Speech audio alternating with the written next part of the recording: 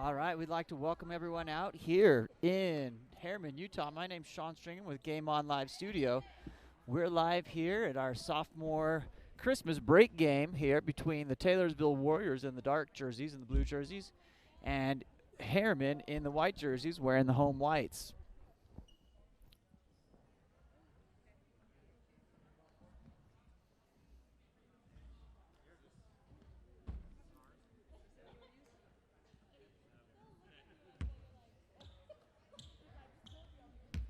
Just about to get underway.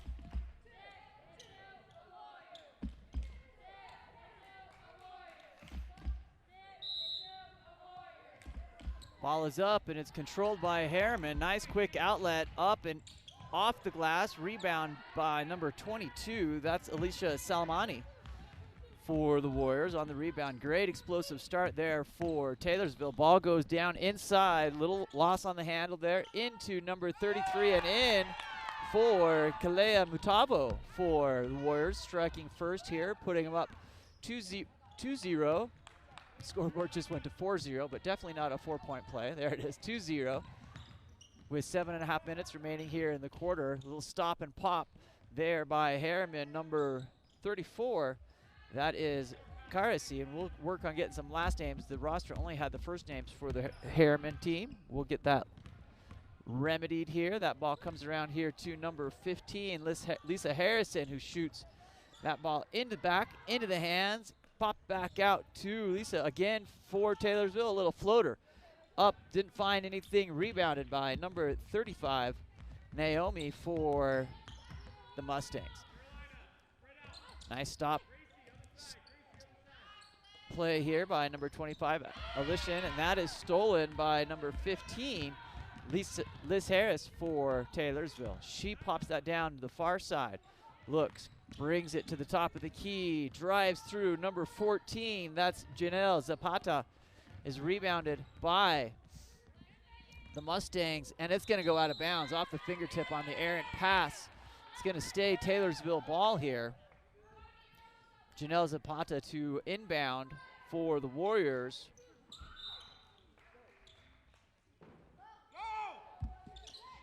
Looking for their inbound pass, finds Lisa Harrison. Back to Janelle Zapata, looking with the right hand, goes inside, stolen on the anticipation by number 34, Karasi. She comes through, comes outside that three-point line, looks for a driver, swings it round to close to the top of the key here, swinging that ball with the left hand through number 25. That's Kyla. There's going to be a foul. That'll be our first foul of the afternoon. Blocking foul on number 33.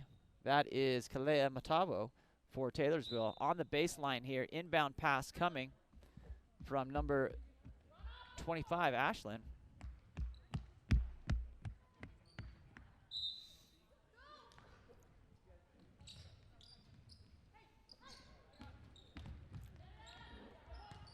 At the top of the key, looking wide. Back to the top of the key, the swing comes around. Finds. Swing pass here by Herriman, inside into traffic. And there's going to be a foul there by Taylorsville.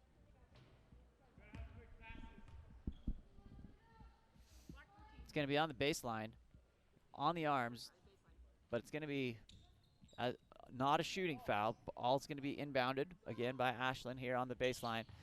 Second foul down on this possession down. She goes down to the ground. It's going to be a third foul. That time, number 35, Naomi, taking the foul with a push. Number 33 for Taylorsville. That ball picked up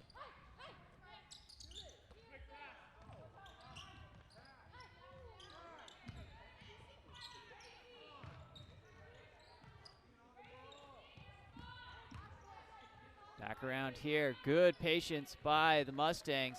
Burning the clock here, up 2-0 with 5:06 remaining here in the first period. Looking for an opportunity to drive through. A ball comes over to number 34, Karasi. Shot fake there, swing it back around. Karasi shoots and misses off the glass.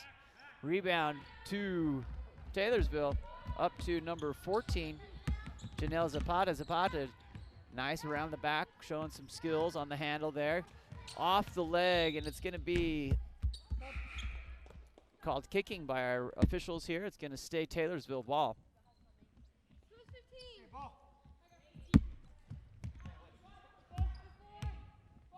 Number 15, Les Harrison, driving through here, pulls up for three and hits it. Herriman still scoreless. Taylorsville 5-0. All 5 of those points there by number 15, Les Harrison. One on a driver through, and then a three-pointer into the key here. That ball picked up by Liz herself. Swatted through into the hands of number 14, Janelle Zapata. Zapata driving right hand, goes to the left. Yo-yos, goes left to right on the crossover, drives near side, and is fouled there. Number 14, Janelle Zapata, earning that foul. That'll be the first team foul for Herriman. Number 34 with a push. Foul goes to Karasi. Screen pass coming in here for Taylorsville. In, and nice work there by center number 33, Kalea Matavo for the Warriors, taking the Warriors up 7-0 with 3:51 remaining here in the first period. That ball comes out to number 20, driving through. Good look at the hoop there. Ball is off the front of the rim, and Taylorsville Warriors are running here on the fast break. Stop and pop there at 3. Doesn't find anything on the shot from number 14, Janelle Zapata. It's going to be Herriman ball on the baseline. Trying to decide who's going to get it.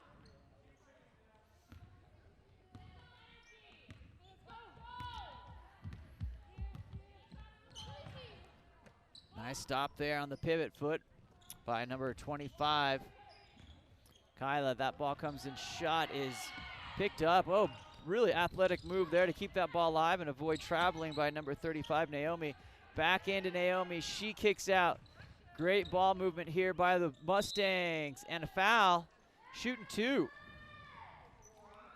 Number 25, that's Kyla going to the line. I believe that's on number 33, Kalea Matavo.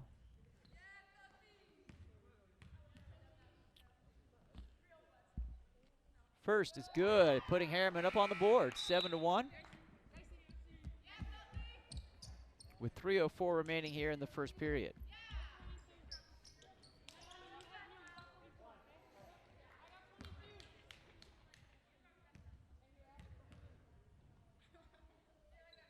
Second one off the back of the rim, and a rebound comes into number 22, Alicia Salami. Driving through, out to Salami, kick back out. Point guard number 15, Liz Harrison. Janelle Zapata stops at the top of the key, looks near side. This time up and shot by number 15, Liz Harrison. On the long rebound, stays Taylorsville ball. Little crossover right to left, sends it that far side, looking for an opportunity to get in. Driver comes through, in and out there on the shot by number 22, Aisha Salami.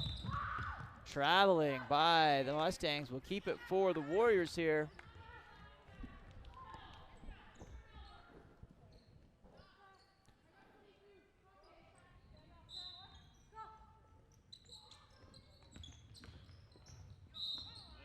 On the line, it's going to be out of bounds, will be Mustang ball here. On the sideline, stepped out. Substitutions coming in for the Mustangs.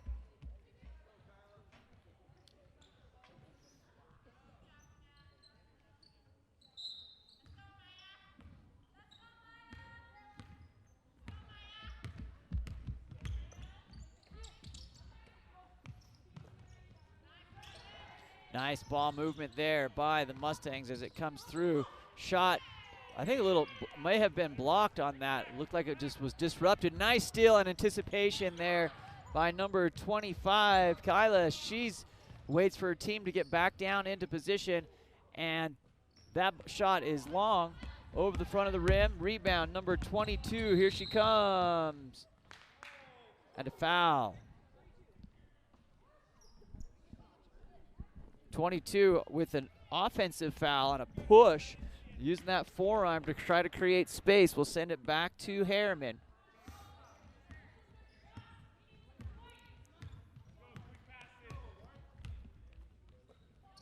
Coming inside, that ball kicked out. Little fumble, but controlled still by the Mustangs. Inside to number 35, Naomi. She goes up, asks for the foul, doesn't get it. Gives up on the play. Taylorsville ball on the rebound from number 22, Aisha Salami. Here comes the Warriors down into the front court. Being a nice trap defense here. Ball ends up a little bit loose. Controlled and picked up by number 15, Liz Harrison. This goes right to left, controls with that left hand at the top of the key, pops it far side, shot slapped out. It looked like a volleyball set. A couple of the athletes laughing about that, trying to get it back into control. It's gonna stay, last touch by Herriman, so it's gonna stay Taylorsville ball.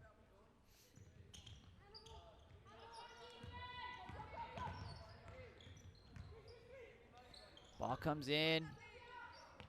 Popped back out, shot by off the top of the backboard. It's going to be rebounded. Ooh, nice quick hands there by number 32, Megan Steezer. Shot off the rim, picked up, and the Mustangs are on attack here on the fast break.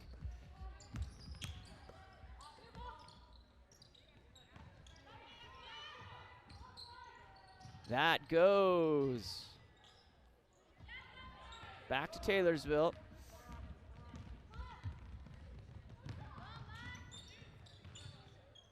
Nice cross pass. Little shot and pop there. Missed. Picked up on a rebound by Herriman. Long shot. Sign her up for the water polo team. That was a great throw. That will be the first period here. We've got Taylorsville 7 and your home team, Herriman Mustangs, 1. My name's Sean Stringham with Game On Live Studio. We're here for this Christmas break version of women's basketball for the Herriman ladies. And we've got a crew heading out to get the men set up for Stansbury right now.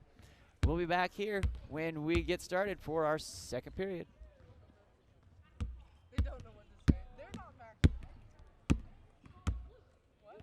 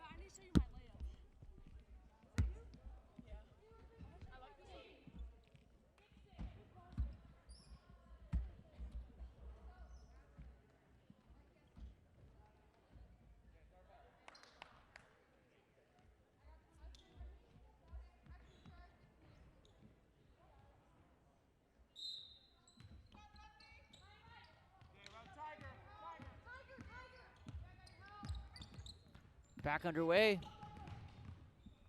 for the second period.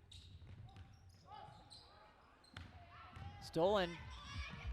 Here comes the Mustangs. Overpass picked up by number 23, Mia Marino, and that's going to stay with the Mustangs. Nope, they're going to change their mind, send it back to the Warriors after the initial indication there by our officials. Number 15, Liz Harrison, crosses that center line. Liz behind the back, trying to create some space to get in. Little floater up, and that's not going to find its mark. Will be Herriman ball.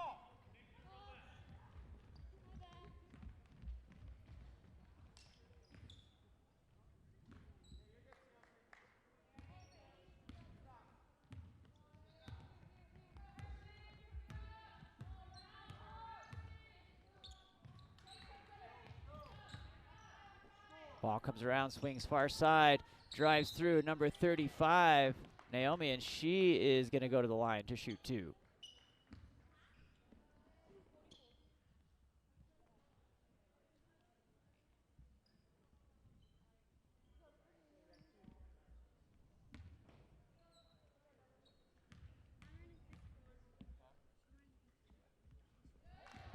First one in.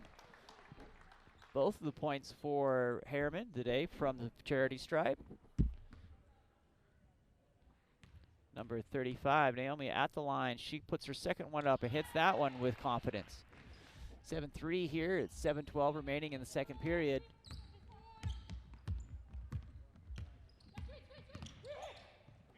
Nice little pass inside. Doesn't find its mark. Rebounded by number 35, Naomi. Naomi comes through. Kicks out to Ashlyn. Ashlyn looks over to Karasi. Back to Ashlyn. Ashlyn swings inside. Nice pass. And that's going to be a jump ball as she was going up. Contact made by all 4 hands of 2 different teams. Will be awarded to possession arrow pointing to the Mustangs. So coming in off the, Ashlyn coming in off the ball. Off the baseline. Rebound picked up by number 22, Aisha Salami. Nice driving pass in there, and that'll be a foul. Salami going to the line. Number 2 on the arm, Allie will take the penalty on that one. The foul, send number 22.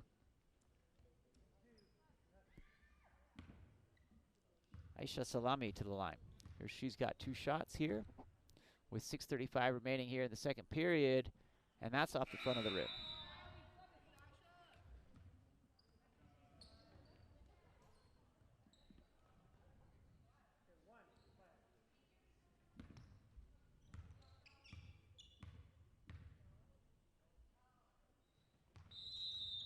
Lane violation. Gonna get a second shot there. Nope. It's going to turn it back. I thought it was on Herriman, but it looked like it's on Taylorsville. That's going to go back to the Mustangs here at 7-3, 6:35 remaining here in the second quarter. Ball in play, coming across that midline by number 25, Ashlyn.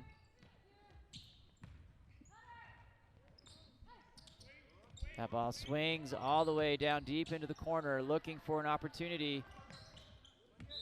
A little bump there. It's going to be a foul on number 15, Liz Harrison.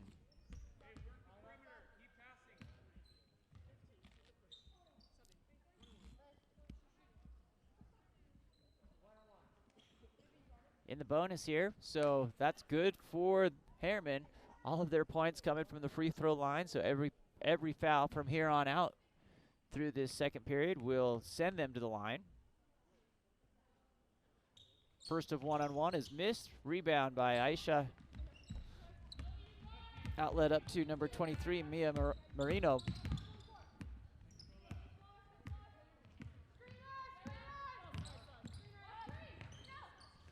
Nice little stop. 4-on-3 off the glass. Number 43, Sophie Bueller, misses. Sends the Mustangs back down into front court. Swinging around, looking for an opportunity to get inside. This time shot by number 13. That's Nyla. She misses. Rebound to Aisha. Into the hands of number 14, Janelle Zapata. Zapata carries that over the half-court line, about mid-court. Looking for options.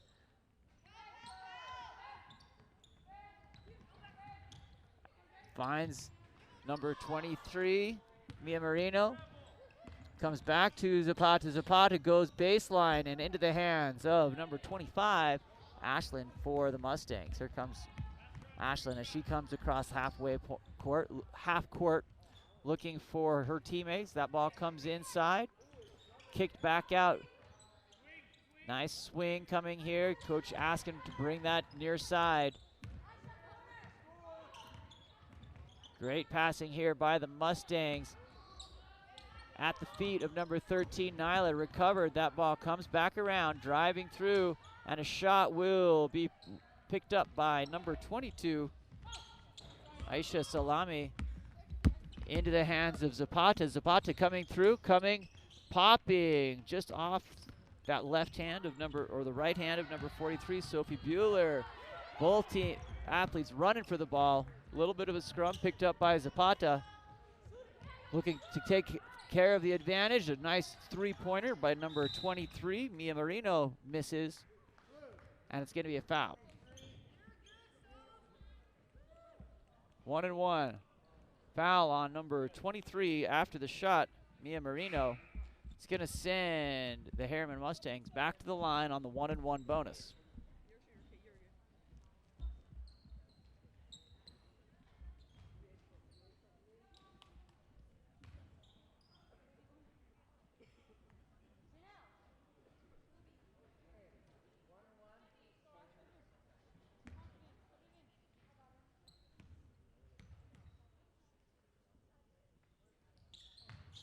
First of the 1-on-1 misses, failed to convert to get that second shot.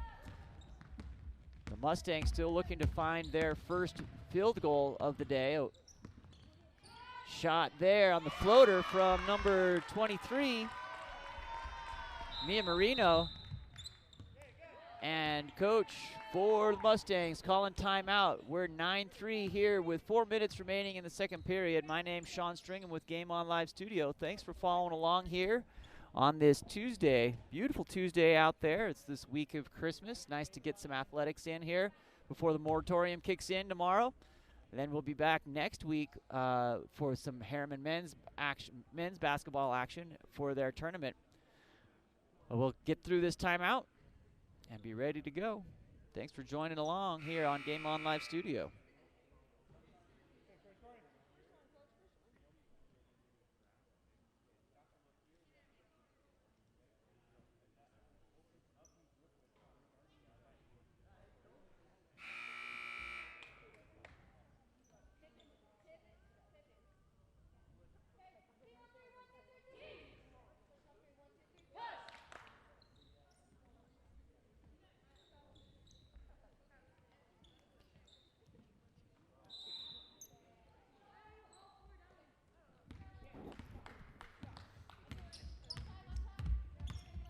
All right, here comes the Mustangs. Off a timeout. Quick word from coach. Good execution. Just need to put that ball in the bucket. Comes through here, number 34, Karasi, and that's going to be a travel. Send it ball back the other way. Warriors ball here on the sideline.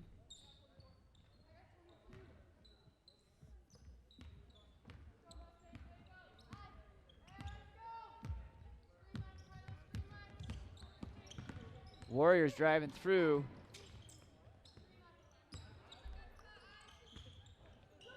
Down, that's going to be tipped and out of bounds on number 44, Siosi Taukiaiho.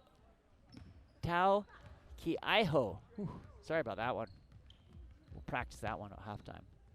Ball comes back over. Inbound from number 10, Emery, to number 20, Ava. Ava coming across that midline. Back to Nyla, looking for attack.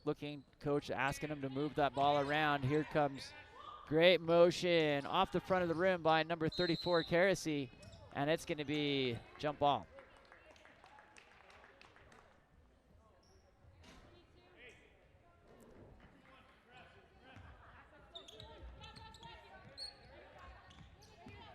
Possession arrow in favor of the Warriors. Ruby Corona to inbound for the Warriors into number 14, Janelle Zapata. Zapata, outlet, up to number 22, Aisha Salami. Back to Zapata, looking on this near side, trying to decide between the legs. Here it comes with the left hand back to the center court. Setting up the play, tries to get it into Salami, and that ball will go out the end line and back into possession of the Herriman Mustangs.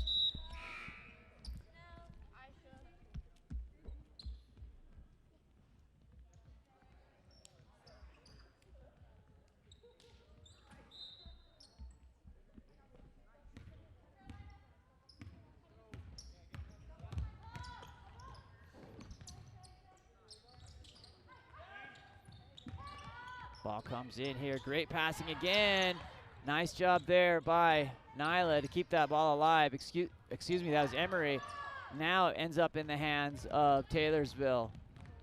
Trapped on that, trying to get around through number 15, Liz Harrison. Popped out, she's hit from here before. Number 23 with the swish, that is Mia Marino, or Maya Marino maybe. 2 minutes and 12 seconds remaining here in the second period.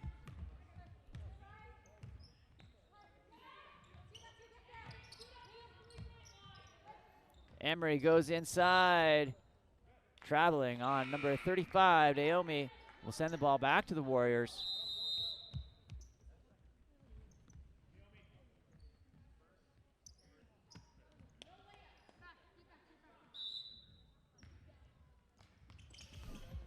The inbound pass, number 15, Liz Harrison comes, trapped. Maya fouled there, Marino. Turnover. It's going to go back to the Mustangs. Inbounded here by number 10, Emery. Emery gets it into the hands of Ava here. Ava looking back to Emery and Ava. Kyla inside, looking for their first bucket. That one misses, and it's going to be Taylorsville ball. 1:44 remaining here in the second period. Score 3-11 for the Warriors. Inbound pass picked up and out of bounds. Still looking for an indication from our officials of which direction it's going, but I think it's going to be Warrior ball. Indeed. Ball comes in to number 15, Liz Harrison. Harrison drives through. That ball comes around, picked off by number 25, Ashlyn. Ashlyn kicks out. 4-2, this could be it. Nope, off the front of the rim. Rebound, number 32, Megan Sturzer. That's going to be traveling there, trapped on the baseline, just trying to keep her feet on her. And it will be Taylorsville ball. Coming over, Ruby Corona for the Warriors. On the inbound. Corona sends it in to Maya Marino. Stays with the Warriors on the little tap there by Kyla. Nice hustle play by number 23. Checking back in, Aisha Salami for the Warriors. Sends Ruby to the bench, Ruby Corona. Inbound pass comes into Liz Harrison. Quick pass down, and that's going to be out of bounds. It's going to stay Warrior ball.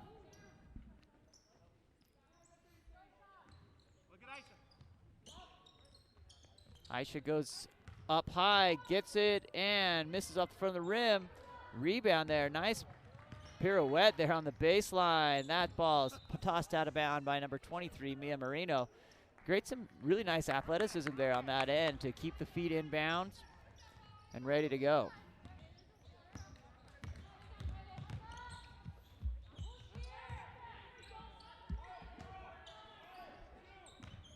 Ball comes in. Floater and off the glass. There it is. Number 25, Ashlyn.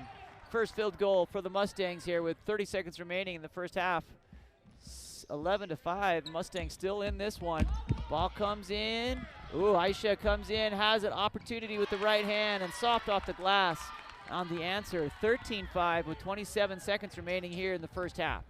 Here comes the fast break of the Herriman Mustangs. They have 20 seconds here to get some points on the board as we go into halftime. And that's going to be short.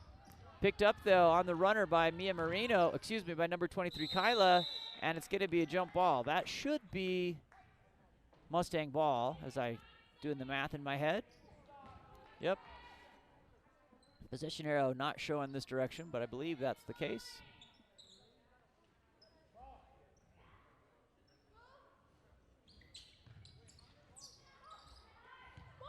Shot up off the rim. Controlled with 4 seconds remaining here in the first half. Up to Aisha, trying to get it off with the layup and in. Leave it hanging up there. The ball left the hand as the buzzer was going off, and it counts. 15-5 here, Taylorsville. My name's Sean Stringham with Game On Live Studio. We're here for all of the men's and women's action for basketball. Thanks for joining along here this afternoon. We'll be back here for the second half in just a little bit. The men are here in the gym and heading on their way, bus ride out to Stansbury. That action starts up at 3:30, so catch that. You've got an afternoon and evening of Herriman basketball ready to roll. We'll be right back for the second half. Thanks for joining us.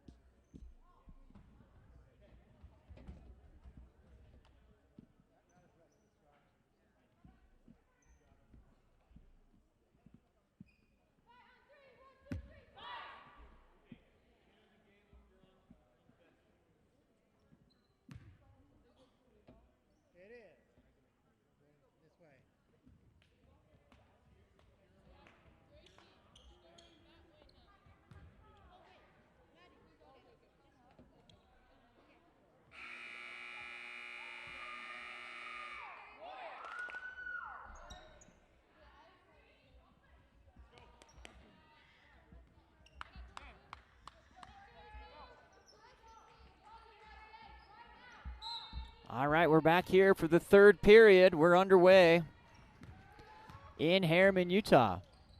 My name's Sean Stringer with Game On Live Studio. We go in, and that is a ball in and goal by number 22, Aisha Salami.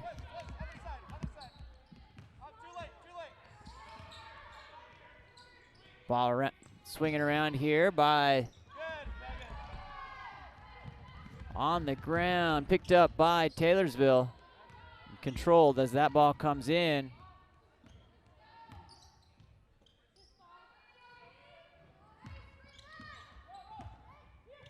Nice little floater off the glass, put in and down by Elise Harrison.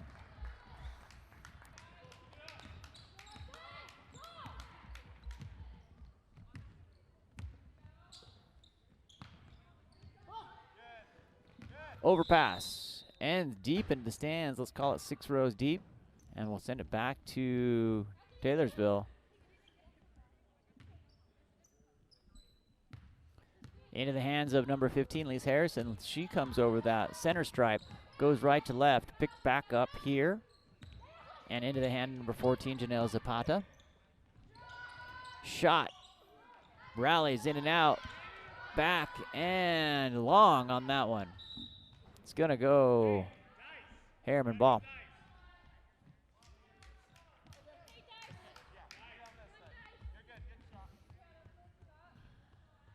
Inbound pass from number 34, Gracie Thornton. Able to track down the names there at halftime. The scorebook only had first names, so had to go ask around, but we got them. That off the rim by number 33, Stella Smuin. Rebound here put up by Price, and that gets her own rebound, tries again. Little push there in the back, maybe while she was shooting. She should get 2 for that. Number 2, Allie Price going to the line, shooting 2 on the foul from Taylorsville. Good share of the Herriman girls' sophomore points here have come from the line. Let's put one more up there. 19-6 with 6:33 remaining here in the third period. Allie Price settles, looks, goes through her pre-shot routine. 2 swishes in a row. Nice job there by Price. Good work. Ball inbound from number 32, Megan Sturzer. That ball comes to 22, Aisha Salami. She's working to get the handle on it. Goes back inside, a little force pass. The fumble picked back up and foul on the shot. Number 33, Kalea Motavo will earn that. And that's a foul by number 34, Gracie Thornton. Thanks for the correction there in the chat.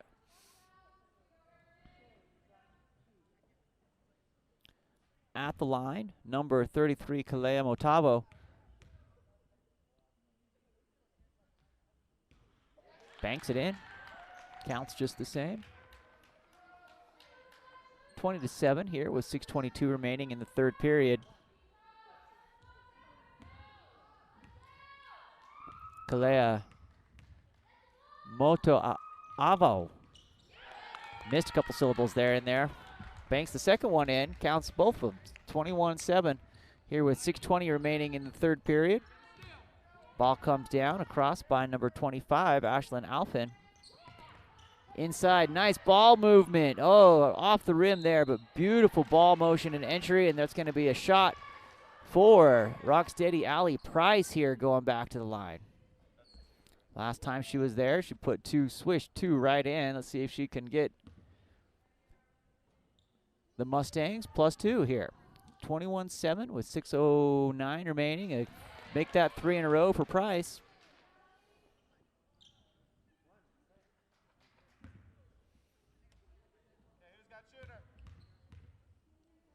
Allie off the front of the rim and rebound to number 3, Kalea Motabo. That ball stripped, picked up, into the hands. Mustangs almost got that ball back, and now they do. On the fumble, goes to the scrum. It's going to be jump ball. Let's see, going Mustangs' way here. Number 25, Ashlyn Alphin. Into number 34, Gracie Thornton. Here they come. Alphin across that center line. flips it over to Gracie Thornton. The ball goes out of bounds. It's going to be Taylorsville ball.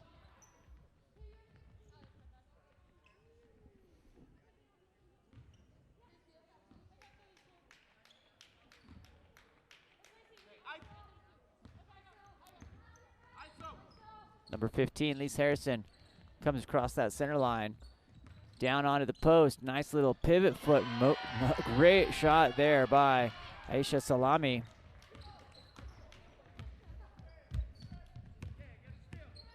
Ashlyn Alphen comes back around over to number 34, Gracie Thornton.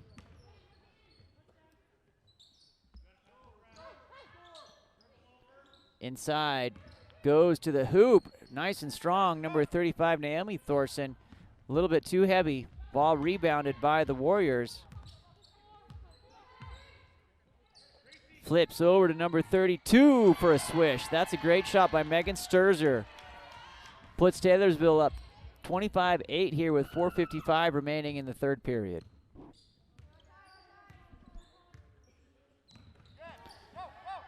Entry pass is anticipated, sending a fast break on the hands. Oh, it's going to stay Taylorsville ball.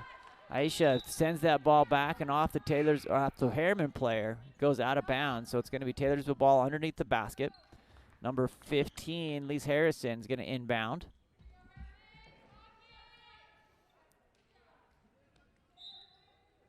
Looking for a breakout play here, right into the center. Oh, missed. That ball comes in again, picked up on a second time for a third possession here, and a foul. Number 34, Gracie Thornton, puts a foul down on number 14, Janelle Zapata. It's going to be out of bounds on that ball. Team fouls for, let's see. Team foul's not up on the board here. I wish I could tell you that, but still on, not shooting quite yet. Ball comes deep, three, off the rim.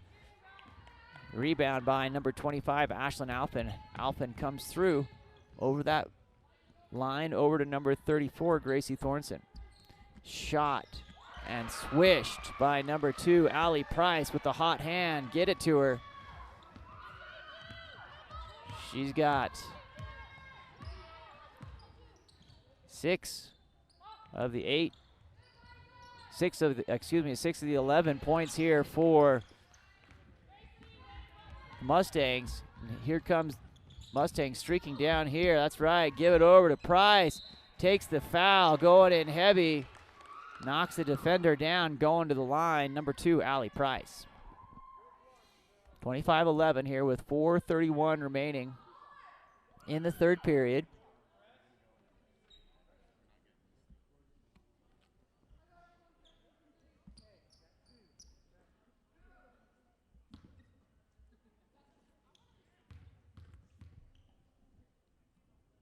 Allie Price sinks it.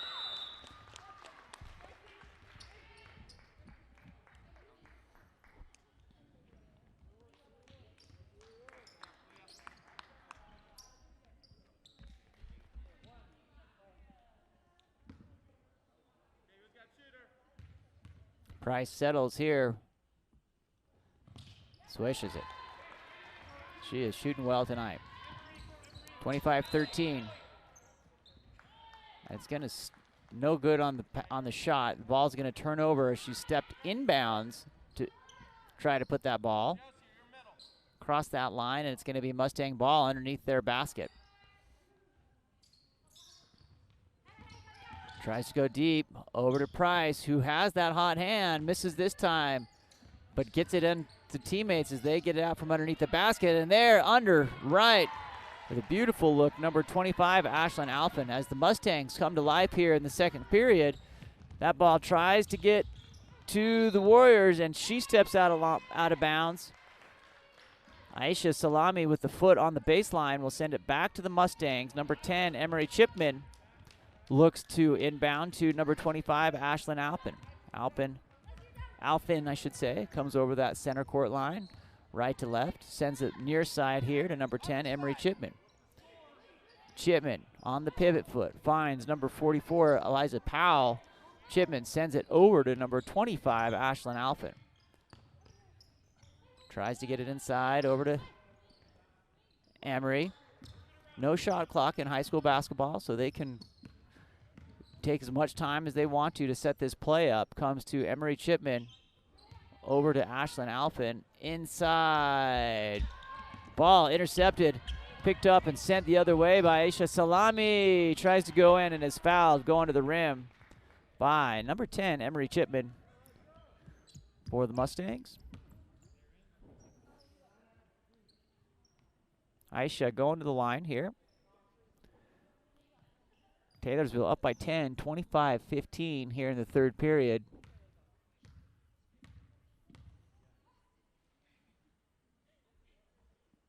Salami off the back of the rim.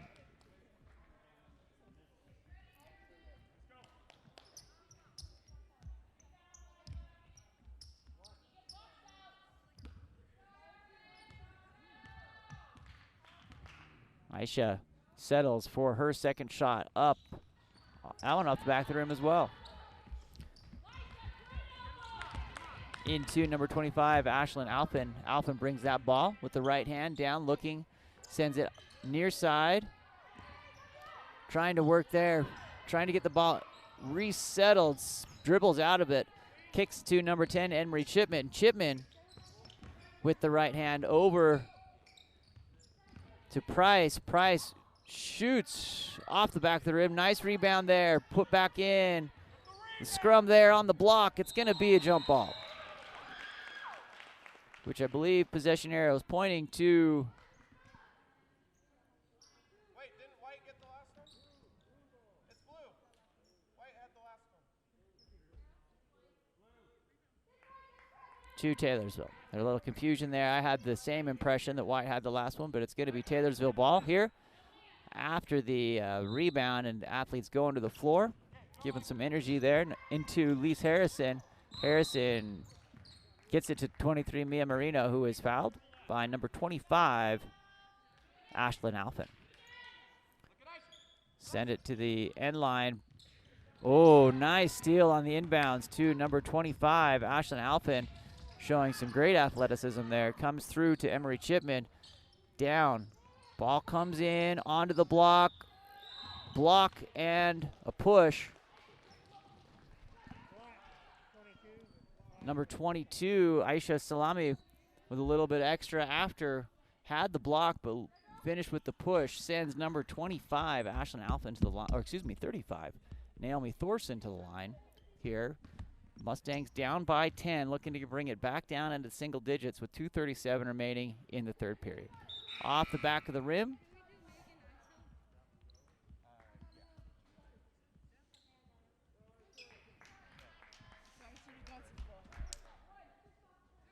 Saw my checks out. That one's in for number 35, Naomi Thorson. Inbound pass comes. Heaved in, picked up by the Mustangs, looking to make it. No foul there as it's stripped out. A little pitchy there for both sides. Playing a little loose as they come through. That one controlled. Extra strength there. Shot by number 32, Megan Sturzer. It's going to go off the Mustangs and will stay with Taylorsville on the rebound. Timeout called by the Warriors. My name's Sean Stringham with Game On Live Studio. Thanks for joining us here from Herriman, Utah. We've got a great game brewing here. A little bit more energy, just down by 8 here after a slow start by the Mustangs. 2:12 remaining in the third period. Timeout called by Taylorsville.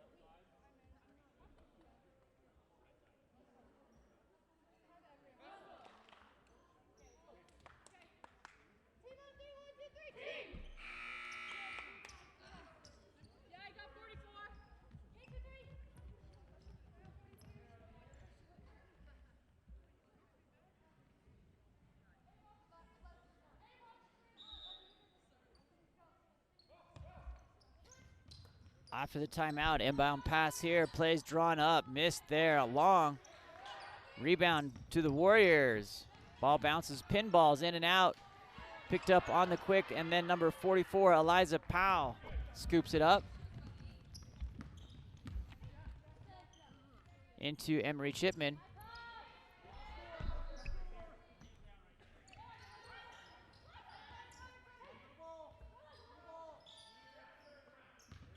Comes in. Ooh, clean block there. Gonna be blue ball. Off the kick from number 25, Ashlyn Alphen, trying to come in heavy.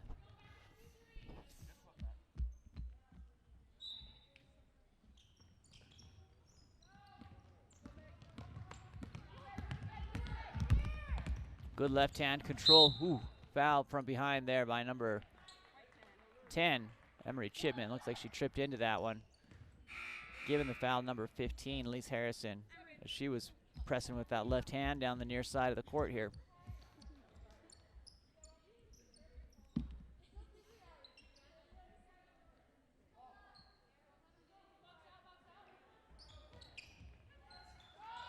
Ball off the back of the rim, picked up, put back in, bouncing around. It's going to be Taylorsville ball.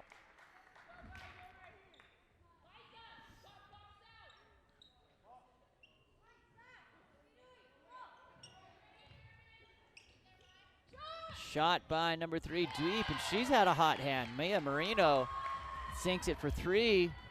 28-17, putting the lead back into the double digits with 1:15 remaining here in the third period. Ball comes in. It's going to be a jump ball. This one's going to go to the Warriors. Excuse me, to the Mustangs.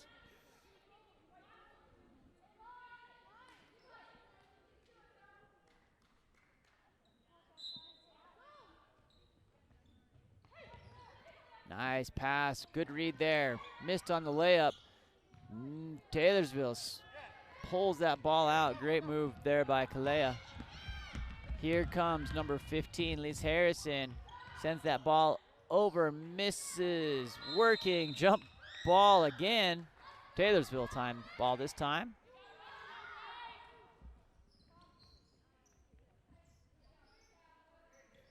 Inbound pass coming from number 15. Lise Harrison.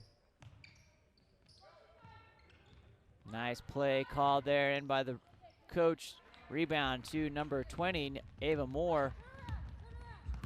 Outlet up, Moore coming through here. Number 35 shoots and puts it in. That's Naomi Thorson for the Mustangs. 28-19 here with 33 seconds remaining in the third period. That ball comes over the top. Pushed down by the Warriors. Multiple hands on that one. Yanked out by Taylorsville. Shot by 43.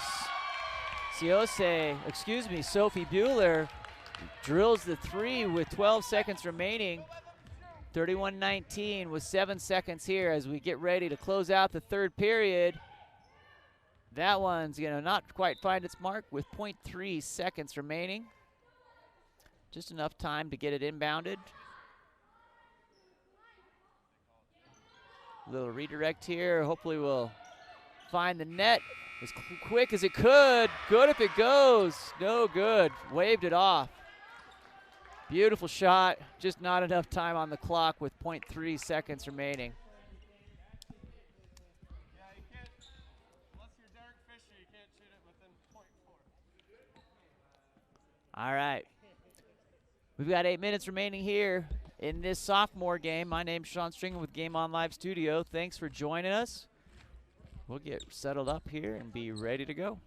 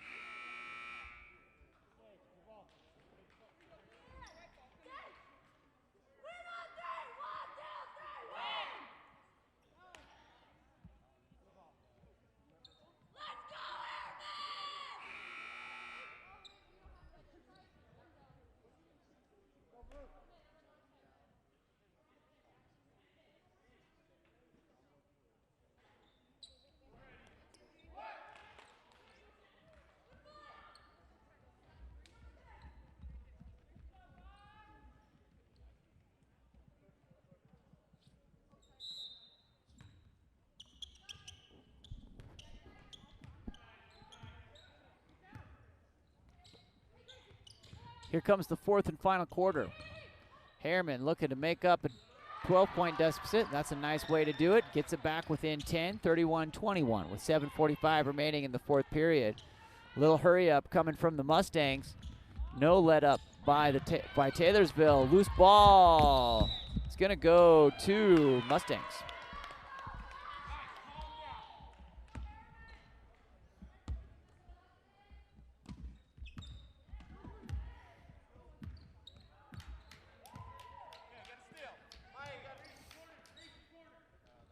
Ashlyn Alpin comes through. That ball blocked. It's going to stay Mustang ball.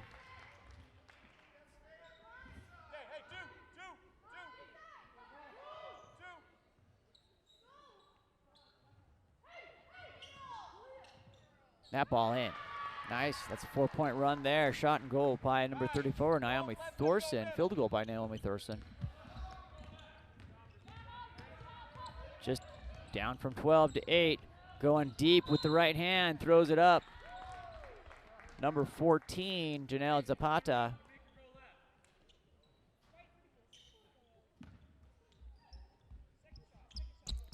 Zapata goes to the line. Shooting 2.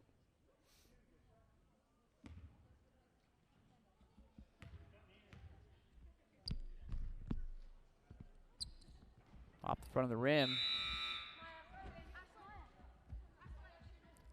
Lining up for her second with 7:15 remaining here in the fourth period.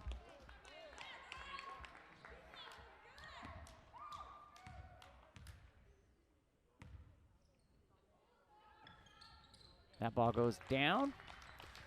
1 of 2 there. 32-23. 9 separates the Mustangs and the Warriors here. Ball swings around near side to number 23, Kyla Talbot. Ruby, cover the high post. Ball drives with that left hand, runs into a brick wall, sends it up, no foul. Warriors in possession, sends it. Looper into the middle of the court, comes around, reverse, no good. Ball comes down into the Warriors, and it's going to be a jump ball. Stays with Taylorsville this time. Elise Harrison goes over to inbound for the Warriors. Oh, nice hands there by number 34, Gracie Thornton, to pop that out, but it's going to stay Warrior ball. 6:53 remaining here in the fourth period. Ball in, off the glass, over the back. It's going to be Taylorsville, or it's going to be Mustangs ball.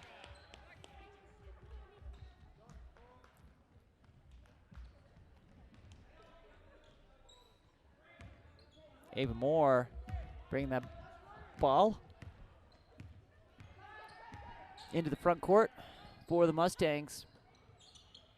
Nice pass. Red, though, intercepted. And, ooh, tripped there. Looked like it was unintentional, just feet tangled. She seems to be okay. 35 with the trip. That's Naomi Thorson. Not intentional, just feet tangled up as they were going into fast break there.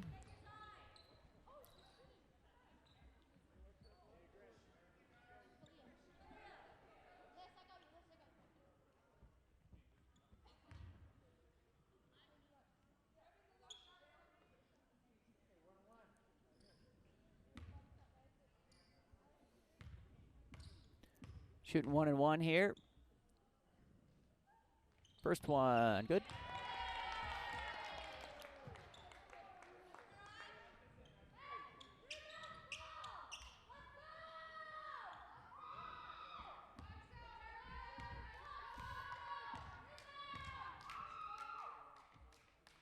Second one bounces around, and then it's going to go off the foot of number 14, Janelle Zapata. It's going to be Herriman Mustangs ball inbound coming from Kyla Talbot.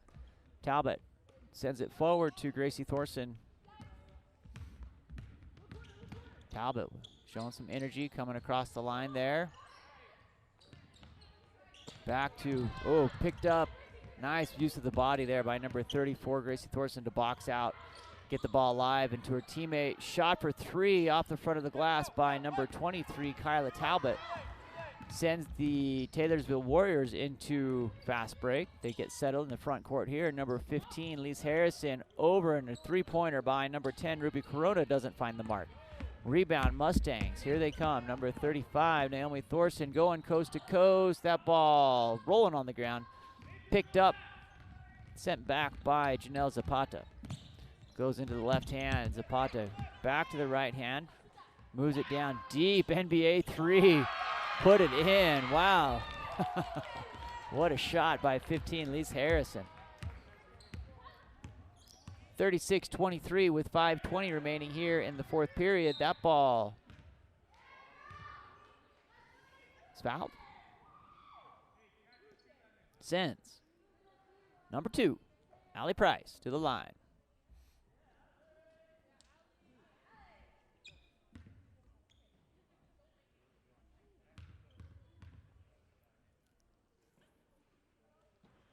Off the front of the rim, but finds the bottom of the canister. Price, hot hand here for the Mustangs again from the free throw line. 36-24.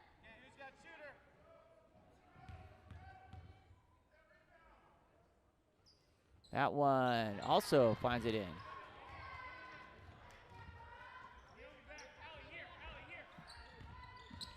Full court press coming from the Mustangs. Price trying to get after that ball. Nice hand, soft by Aisha. She puts that one in. 38-25 with 5:03 remaining here in the fourth. Ball comes over from Talbot. Ball swings back down, shot by Price into the hands of number 25, Ashlyn Alphin. Price goes back up, tries to get it, can't find it. Number 35, in and out. Rebound there comes to the Warriors. Tried to get out behind that three-point line, but foot was on it. It's gonna be Mustang ball.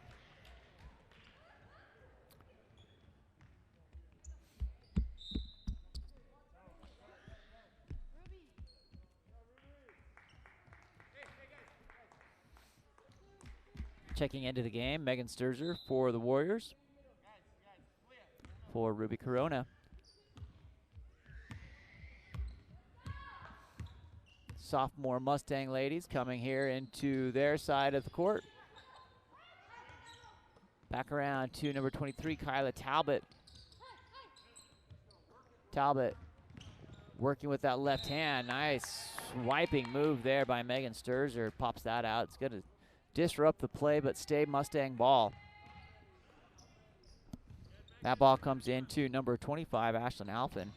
Shot by Talbot. Ooh. Had the arch on it, just bops out there. It's going to be a little bit of a hand scrum there. It's going to stay. It's going to be a foul by number 25 on the push, Ashlyn Alphin. So it's going to be Warrior ball.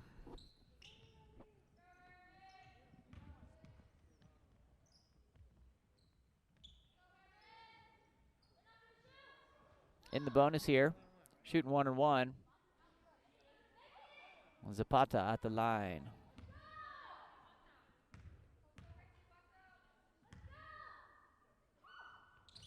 That ball off the rim, misses the first of the 1-and-1, gets the rebound, kicks it back out to Zapata.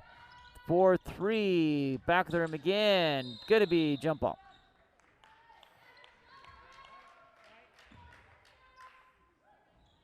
It's gonna be Mustang ball. 38-25 here with 3:55 remaining in the fourth period. Inbounds comes to Kyla Talbot. Talbot showing energy coming across that line. Comes back to Talbot, swings deep over to number 25, Ashlyn Alpin. Misses off the glass. Outlet, has to come back for it, but Janelle Zapata, 1-on-4, decides to hold up, break for the rest of her team. Little pop and stop there and puts it in.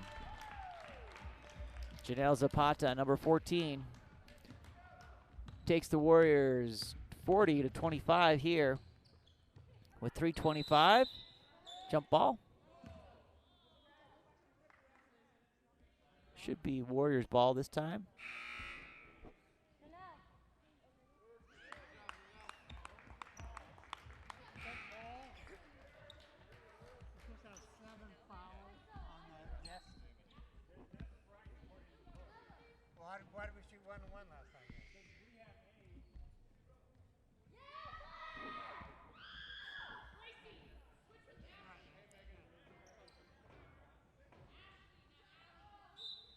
8 team fouls for Herriman, 6 for Taylorsville. So Taylorsville's in the 1-1 here after the foul. Shot for 3, missed. Rebound, deep, picked up by number 15, Lise Harrison. Goes into Aisha Salami, puts it in.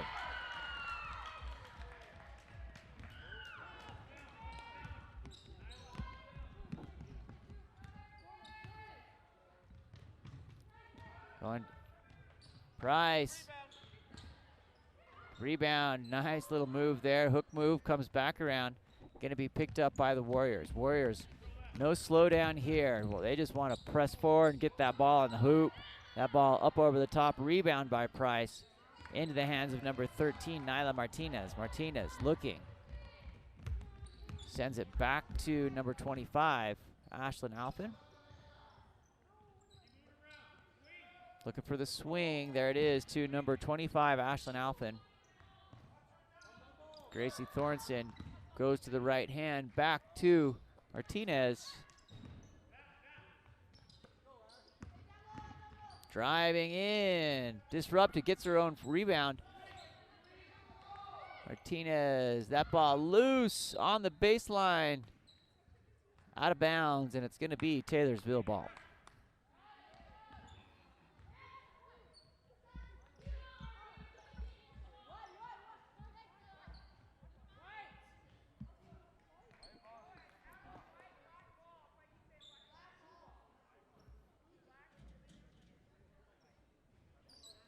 .42-25, 2:01 remaining here in the fourth period. Picked up, sent in. Oh, touches the ball, just loses the handle on the, bounces it on the baseline. It's gonna go back to the Mustangs here.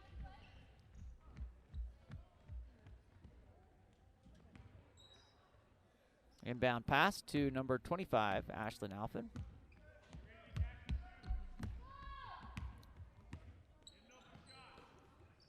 Alphen over to Gracie Thorson. That ball comes down to number 25. Ooh, on the baseline. It's going to be stay Mustang ball. Subs coming in, number 44. Siosi Takiaho. Hope that's close. Coming out, number 33, Kalea Motuavo.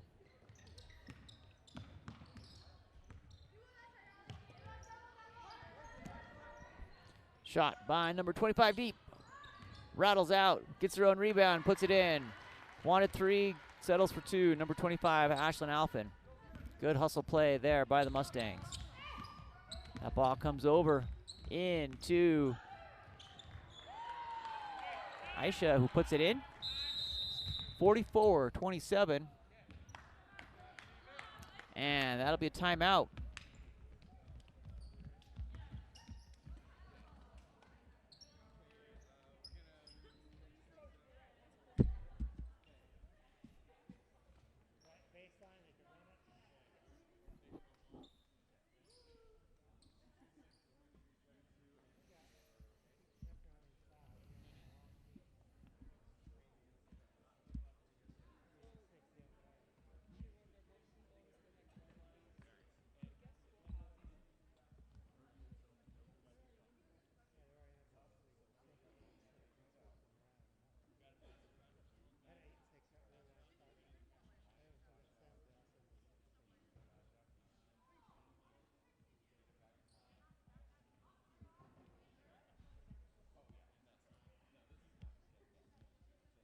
Foul should be out.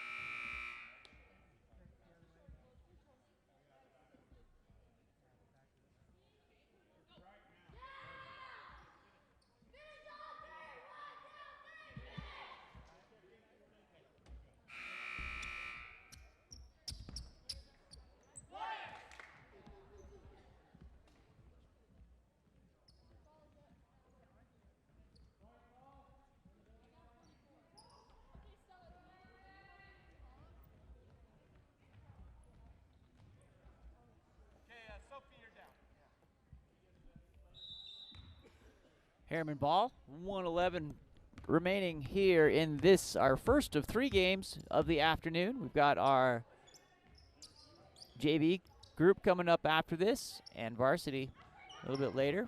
That ball is going to just go out of bounds. Taylorsville ball. 44-27 with under a minute, 56.4 seconds remaining on the clock.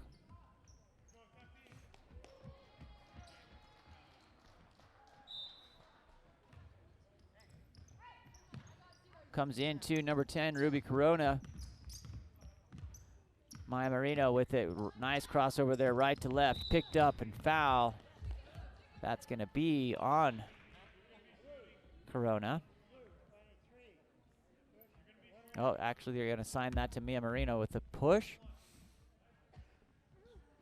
It's going to stay with Herriman ball. They're going to go to the line, shooting 1 and 1. 1 away from the double bonus.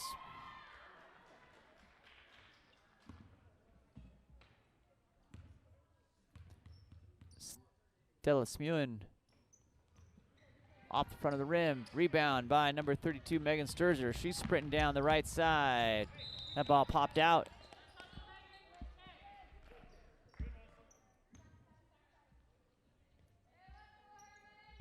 Gonna stay Warriors ball.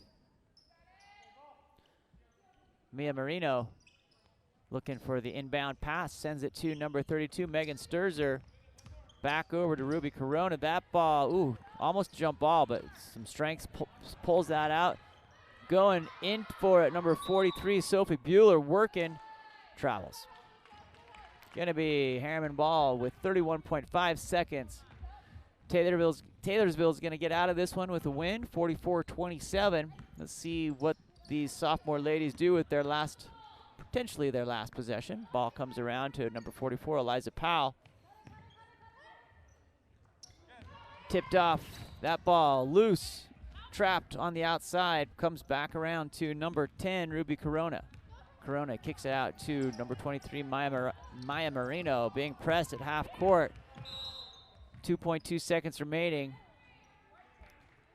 Little push. Will send the Warriors to the line. Number 23, Mia Marino, with a one-on-one opportunity here with 2.2 seconds. Put a little insurance on it. First is good. Second opportunity coming.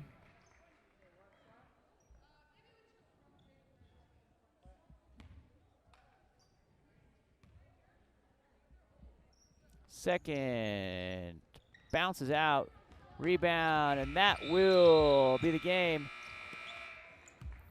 Thanks for joining along here from Game On Live Studio from Herriman. We were going to reset, get ready to go for our JV game coming up at, let's see, I believe it's coming up at 3:30.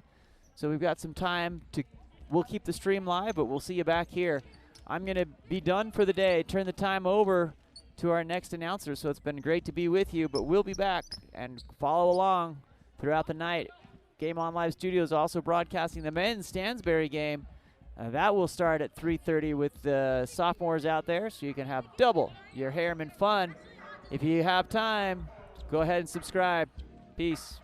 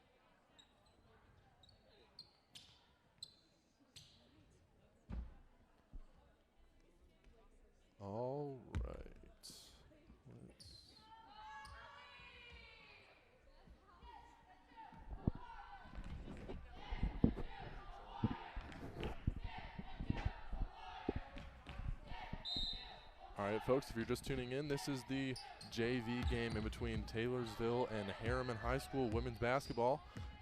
Taylorsville does win the jump. Number 14 has brought it up the court, pass in the middle quickly to the top right elbow. Drives in quickly with a left-handed bucket right at the rim. That is already an early 2-point lead, Taylorsville.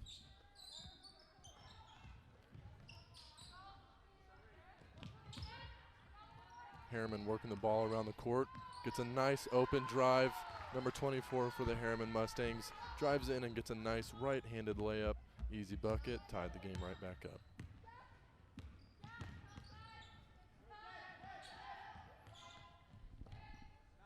Not really anywhere to go with the ball right now. Looking around, gets a pass inside, and ends up getting thrown out of bounds. That'll be Herriman's ball.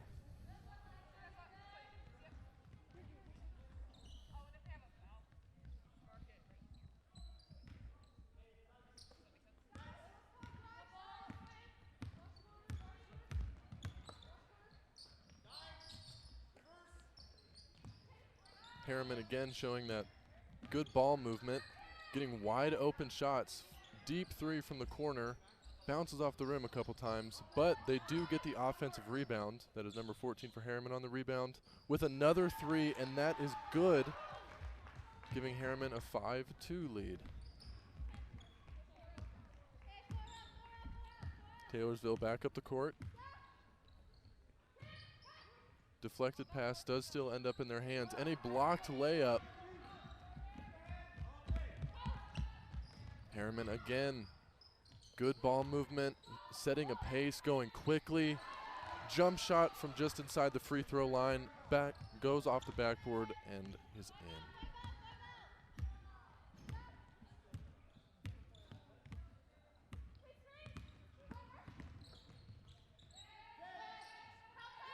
Nice inside pass for Taylorsville. However, the shot is missed.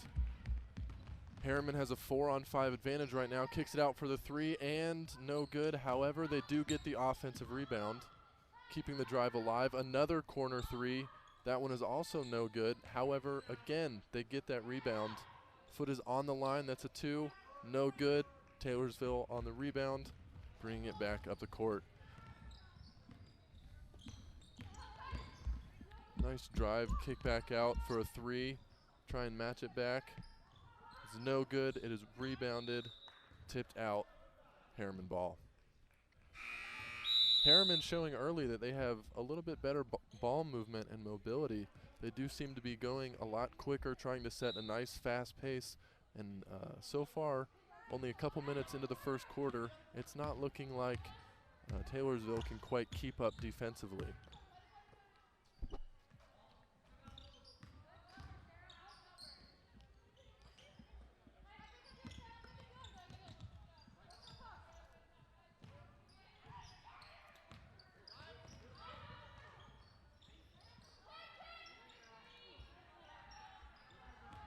Herriman does miss the drive-in layup,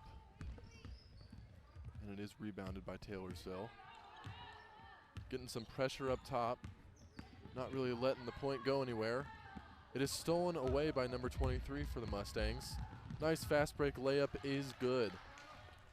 I did have the pleasure of watching this Herriman women's team play at a tournament last week, and that is how they scored a significant amount of their points. They do play really strong defense and do get a lot of fast break buckets, a lot of mismatch, uneven amounts of offensive and defensive players. And it seems like that is still ringing true so far this game.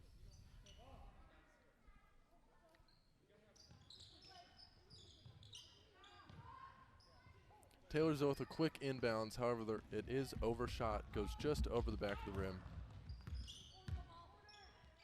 Nice corner pass from Herriman. Another 3, that one is no good. Rebounded by Taylorsville, they'll bring it back up.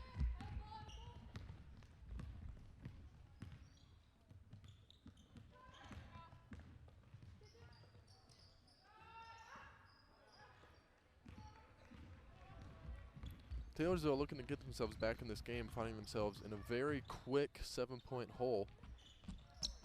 However, their shots just aren't falling.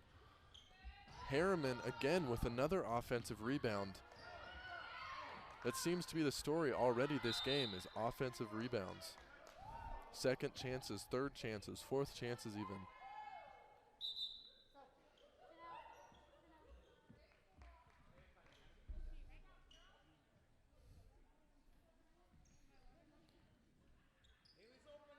Herriman from under the basket. Looking for an inbound. Nice inside.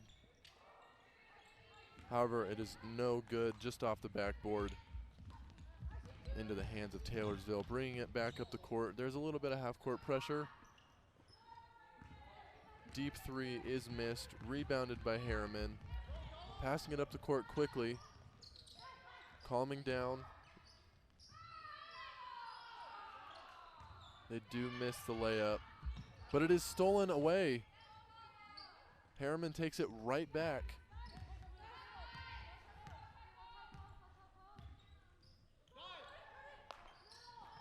Finds a great dive to the middle, and that is number 24 for Herriman with the easy layup.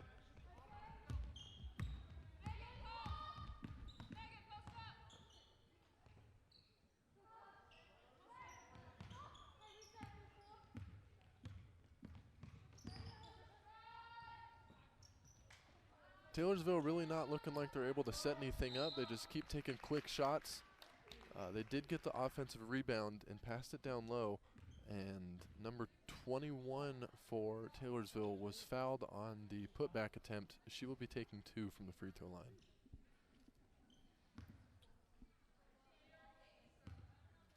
See if she can get a couple of buckets, put her team back in the game. The first one is good.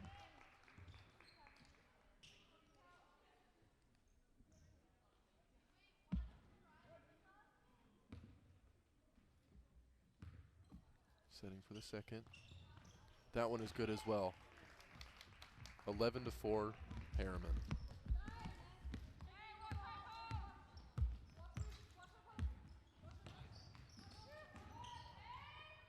Good drive and pass, however, it does just slip off the fingers of number 15 for Herriman and goes out of bounds. Good effort by 23 to try and get over there and save it.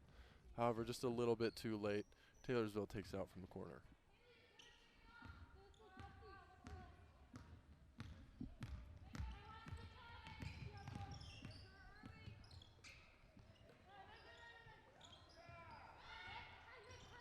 Taylorsville not having much luck getting inside the lane. However, right as I said that, number 21, the lady who just made both of her free throws, did just make a contested layup and one. So now try and go for the old-fashioned three-point play.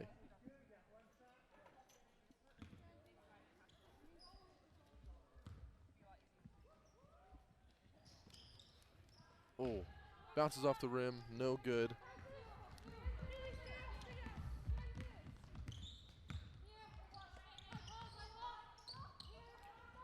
Herriman again with good ball movement. Making the ladies from Taylorsville work. A nice cross-court pass. Ooh, right into the middle, free throw line. Good turnaround layup. It does dribble itself into the hole. I don't know why I said that. That sounded odd. However, it is good for 2. Number 21 for Taylorsville is on fire. Catches it at the free throw line. Quick turnaround jumper is good for 2.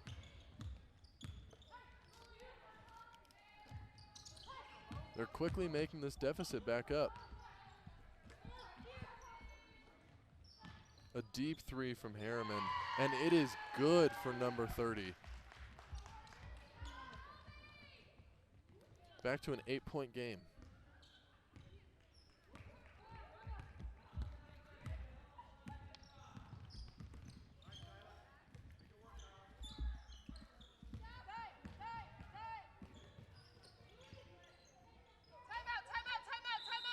Taylorsville does call timeout. There was nowhere to go with the ball, and instead of turning it over, they opted to use their first timeout of the game.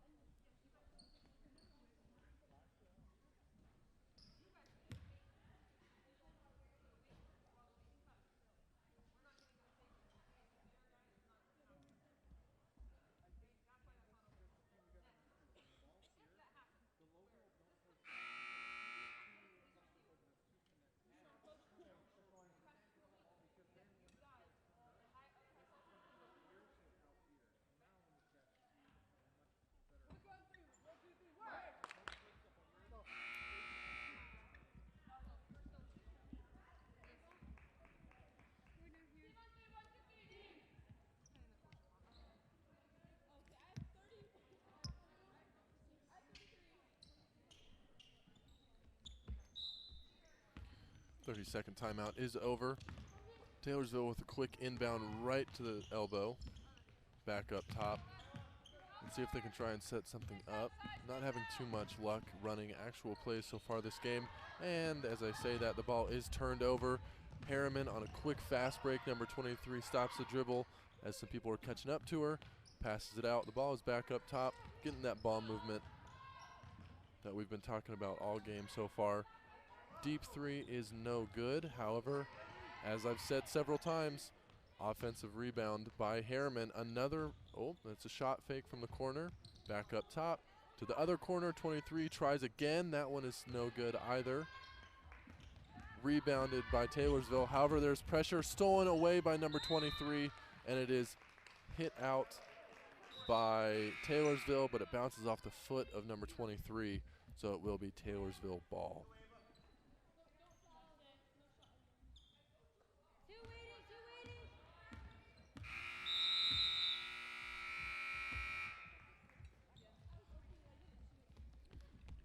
That is the end of the first quarter. It is still 16-8. Herriman does have the lead. Let's see if they can capitalize on getting the ball back.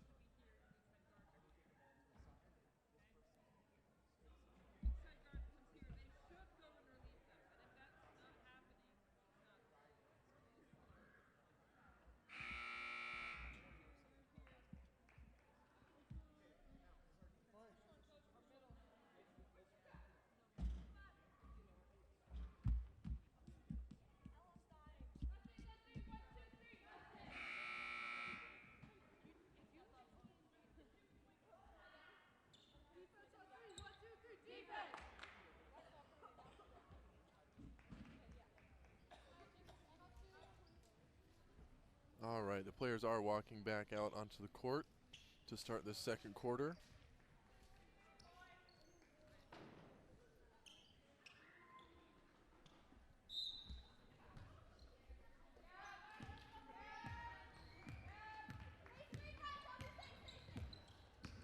Doesn't use the screen, goes the opposite direction, passes it back up top.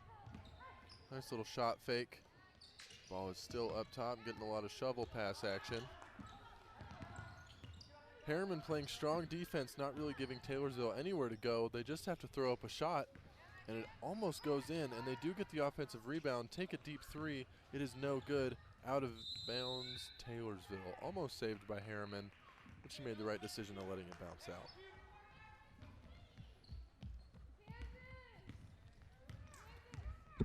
Let's see if they can make it a 10-point game on this play.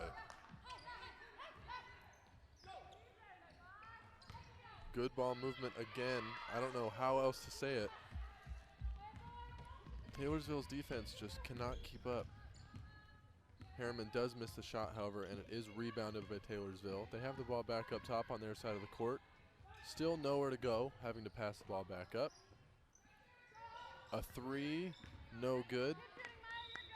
An attempted save by Taylorsville, however, her foot was already out of bounds. Herriman ball.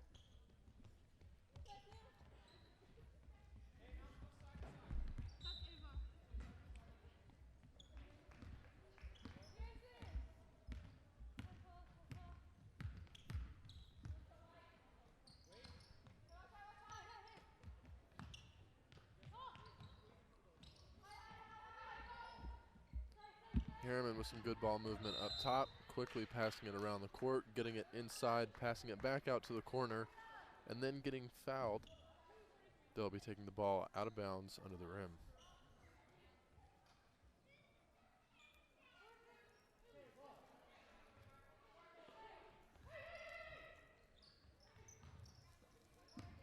They get the ball out up top, pass it to the wing, goes for a three, it is no good. Taylorsville, number 15, takes a quick rebound, brings it up for a fast break. Instead of going for a layup, she opts for a three-point shot, and it does fall. I'm struggling to connect my words today. Herriman with a good pass inside on the dive down. However, the layup attempt is no good.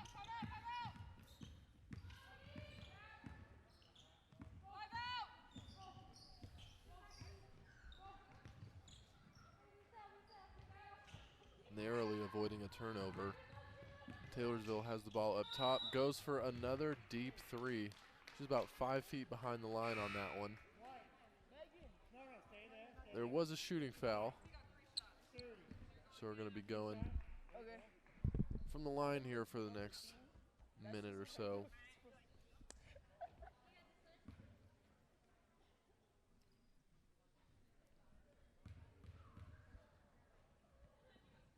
The first shot is good. It's now a 4-point game. Taylorsville doing everything they can to keep themselves in this game. Second shot is good.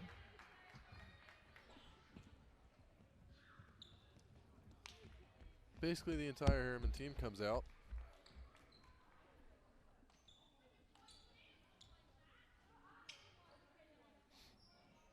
Let's see if she can make her third. She is standing about 1.5 feet behind the free throw line.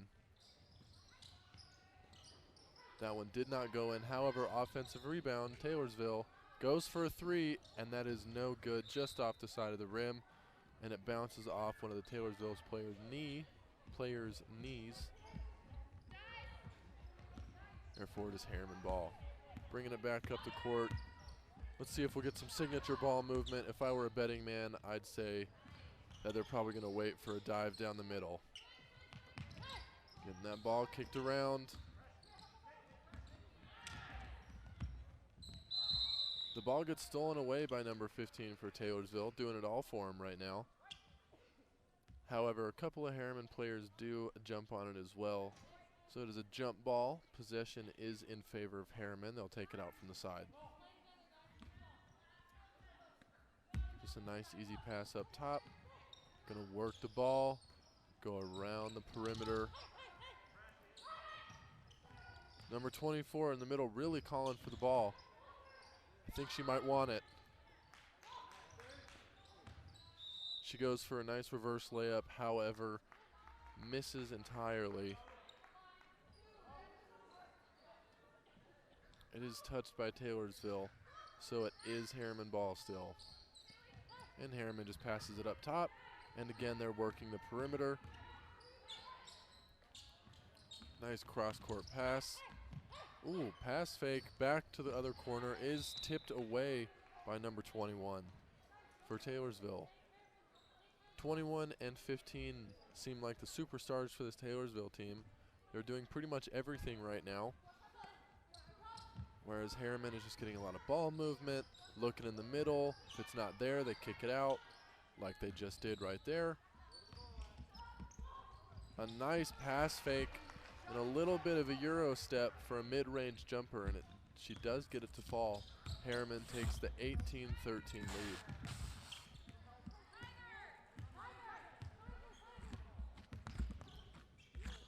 Sounds like someone is very aggressively ripping tape if you're listening to this right now. It is actually just a player standing on the sticky pad trying to get some extra traction. I don't know how it sounded to you folks, but it was quite loud in my headphones. Taylorsville is throwing the ball out from the side. And they just go back up top, and then a little handoff back to the point. Pass it into the elbow. However, there was nothing there, so she kicks it out, and the ball is back behind the perimeter. They try to drive in, and it's another jump ball. That one will be in favor of Taylorsville. So they're going to take the ball out from underneath.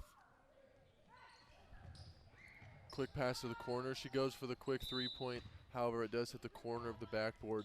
Top of the backboard is out of bounds, so it will be Herriman ball.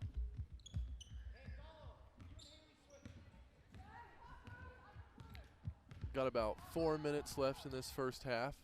There's a 5-point lead for Herriman. It was as large as 9 as 1 point, at 1 point. Herriman had a great look at the elbow, didn't realize there was no one behind her, and she went to kick it out quickly, and it works out in their favor because they end up getting a 3 out of it, taking an 8-point lead, 21-13, with 3.5 left to play.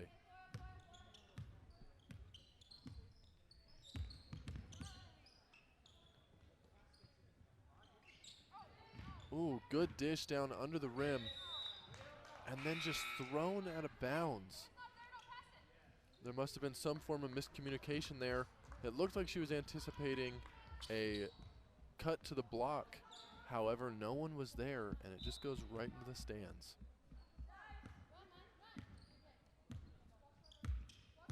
Let's see if Herriman can capitalize.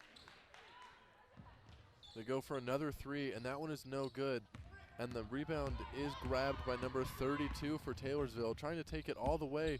The nice little Euro step and the underhand layup, however, it is no good. Rebounded by Herriman, taking it quickly. A nice little hezzy.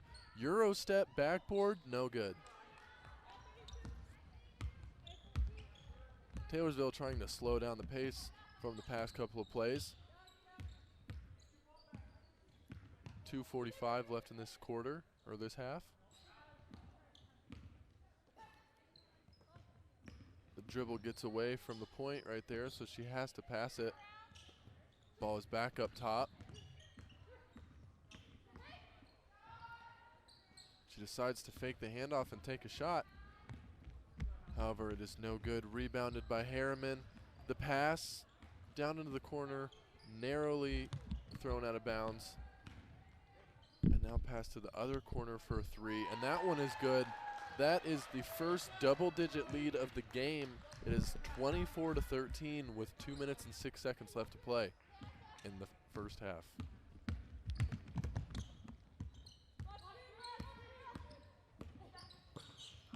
That pass is absolutely swatted out of bounds. Number 24 for Herriman says no to that one.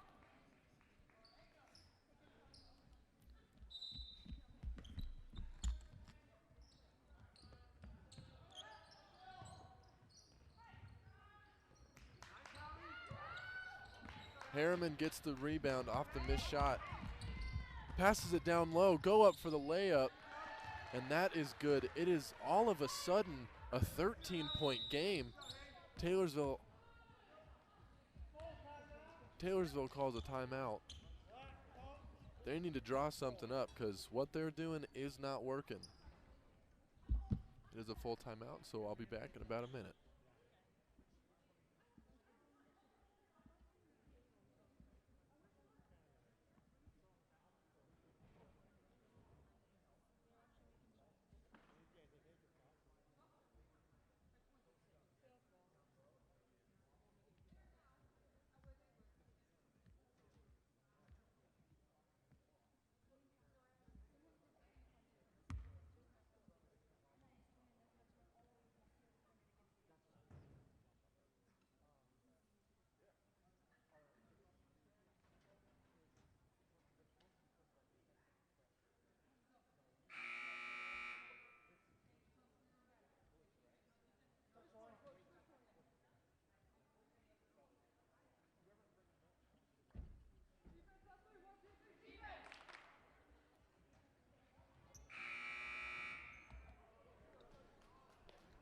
Both teams taking the court again. We got a minute 41 left in this first half. Again, it is a 13-point lead for Herriman.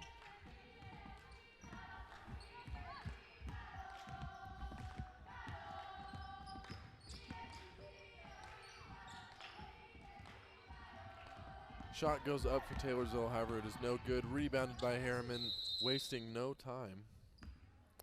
Apparently a lot of time being wasted. Something is happening. Turns out the clock wasn't running, so it was, in fact, a waste of time. All I know is it was the same thing when it went down and back, so I wasn't counting. I'll watch start counting from now on.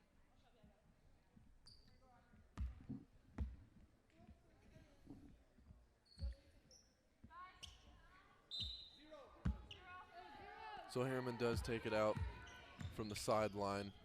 Ooh, a nice pass from the top to the corner for a nice 3. And just like that, it is a 16-point game.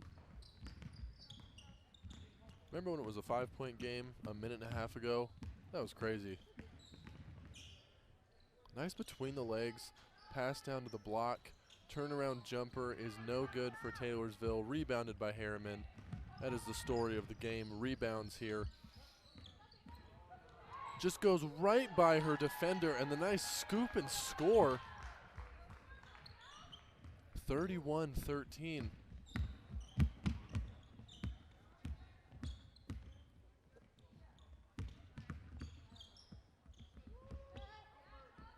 Some tough pressure up here in the corner by Herriman, playing really good defense. Taylorsville just throws up a prayer, and it is no good. However, it is rebounded by Taylorsville. They're going to take another 3, and that one is also no good. However, that one is rebounded by them as well, and then immediately stolen away. And fast break, pass up the court. Layup is no good, though. She's looking for a foul. Didn't get it. Taylorsville trying to put something together, a wide open 3. It is no good, just off the front of the rim.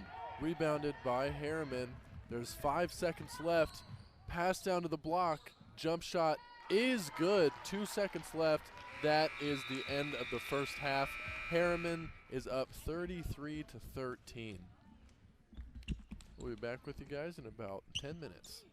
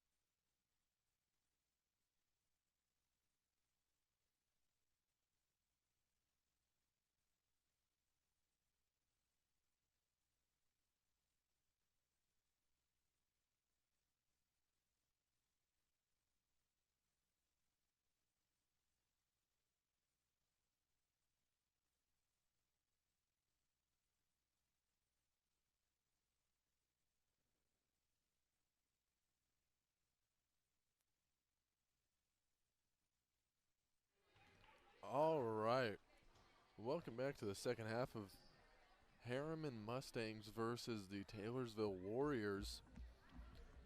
Again, Herriman does have a 20-point lead at the start of the second half. Clock did not start, so they're probably going to take it back out.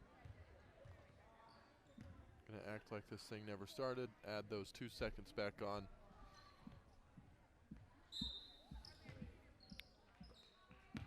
All right. Herriman quickly gets the ball inside, passes it back out to the corner. They drive, go for a little bit of a floater. It does bounce off the rim a couple times, hit the backboard, and is good. Just like that, it's a 22-point lead.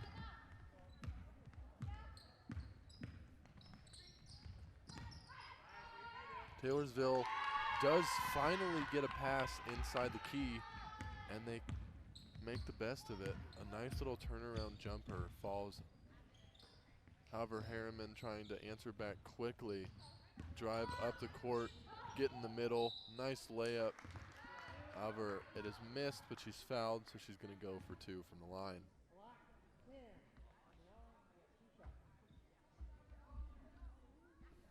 This is the first foul of the second half. It did not take long. First free throw is good for number 24. 36-15. Retaining that 20-point lead.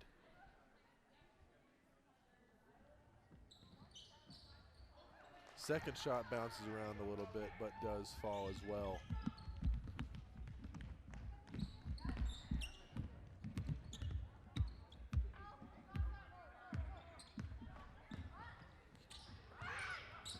Taylorsville doing a lot of nothing right now. They get the ball down low, however, and have to take it out immediately because they're met by the strong defense of Herriman.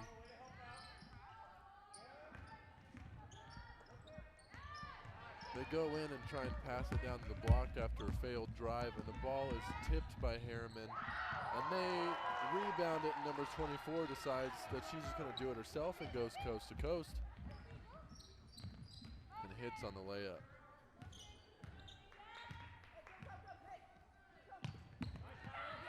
And another turnover for Taylorsville. Just an errant pass and another fast break layup.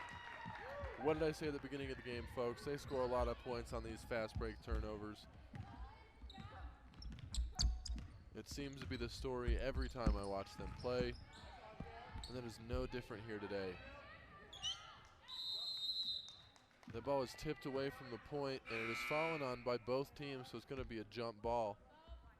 Herriman started the half with it, which means it is jump ball in favor of the Warriors. They're going to be taking the ball out from the sideline. Both teams switching a couple players out. Number 15 for Taylorsville is back in. And if you folks don't remember, I said number 15 and 21 were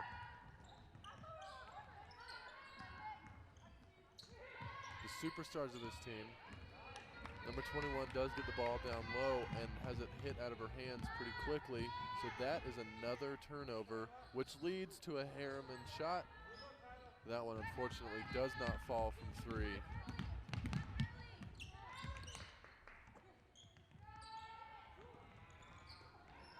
Taylorsville trying to find a good shot, however they can't, so they just throw up a 3. They get the rebound, kick it back out up top, go for another 3, don't get that rebound. Herriman bringing it quickly, immediately finds someone up the court, goes to dribble it and loses it immediately. That is another turnover.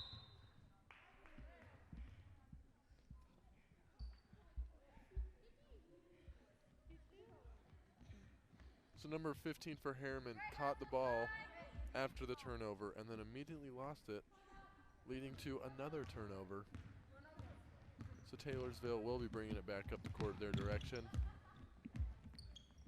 We've got 5 minutes left in this third quarter, and it is 41-15.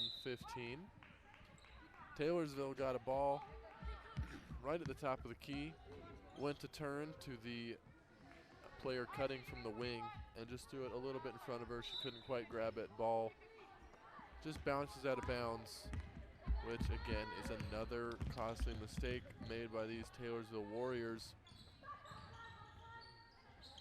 Herriman again just passing the ball around the perimeter. They've been doing all game. They wait for that person in the middle to get open, and they look for someone diving, or they look for a nice open three or a turnaround jumper. However, on that possession, it was tipped away by number 22 for Taylorsville. However, she did foul the point for Herriman, so they brought it in from out of bounds. And just as I was talking about earlier, they did just pass the ball around the perimeter. However, number 15 had a nice wide open lane, so she decided to take advantage of it, but missed as that pocket closed. Missed that layup. But it doesn't cost them too much, as Taylorsville does immediately turn it over by throwing the ball out of bounds. Herriman again under the rim.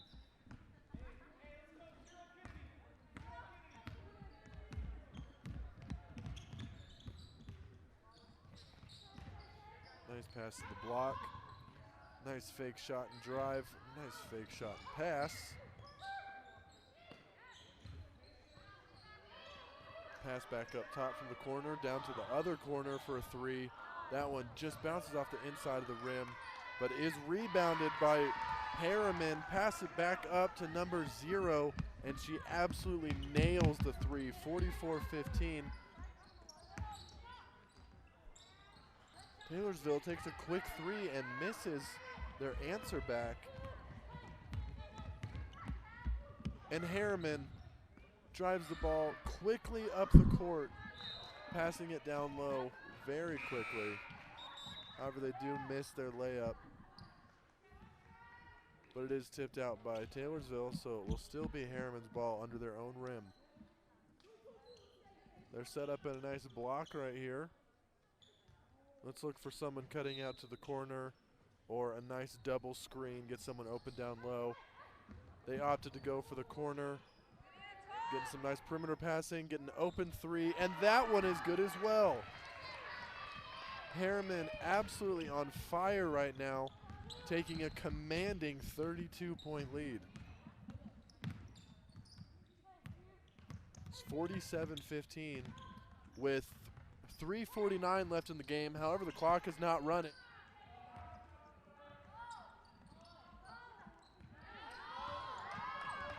I muted myself and screamed. The clock is now going. Oh, a nice Euro step by Herriman. However, the layup is no good, but the follow-up by number 21, a nice contested layup. That is going to be an and one. Let's see if she can make the old-fashioned three-point play.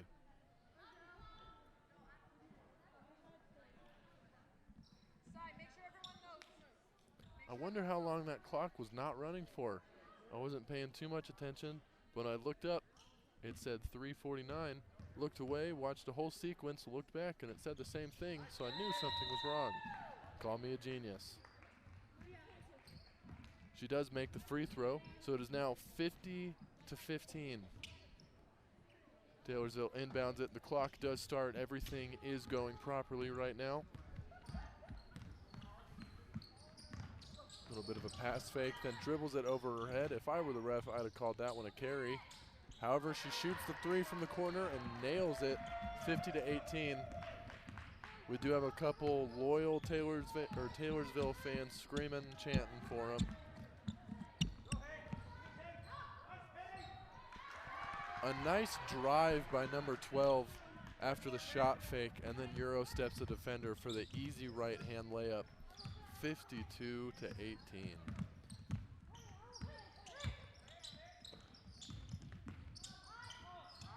Oof. Taylorsville looked like they had something going right there. They got a pass inside really quickly, a nice turnaround drive, but she just lost the ball, which leads to another turnover. And Herriman just kicks it out to the corner, finds the person cutting, and scores on the easy play. 54-18 right now. They have to do something quick, so they just throw up a three. Touches nothing. Maybe wasn't the best option. ball bounces in the stands where there's about 13 other identical balls. Hopefully they grab the right one.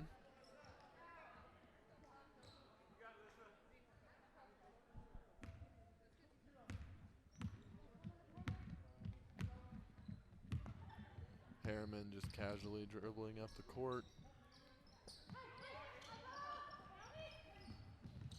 They find that pass inside really quickly, however it is knocked away. They do recover it though, so they get the ball on the outside.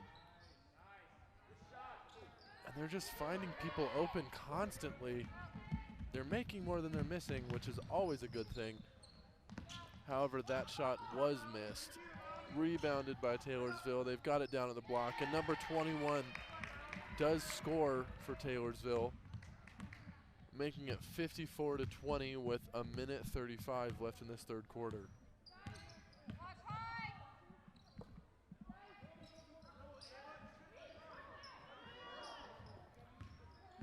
Herriman's patient, finds the person in the middle, and then she just fumbles the ball. It is stripped away. Number 15 for Taylorsville, bringing it back up the court, trying to call a play. Sounds like we've got some frustration down here.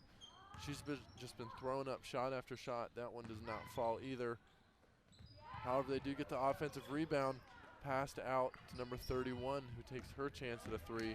It does bounce off the front of the rim and is rebounded by Herriman. Trying to slow things down, calm it down, pass around the perimeter, find someone in the middle, kick it back out to the corner for the corner three, missed, rebounded, another three, no good. Seems like every possession they're taking at least 2 shots. They are just destroying Taylorsville on the boards right now. A deep three by number 23 for Taylorsville. She knocks it down. It's now 54-23. A 31-point lead with about 17 seconds left in this third quarter. Just swinging it around the perimeter. Herriman is taking their time. Deep pass to the corner is deflected.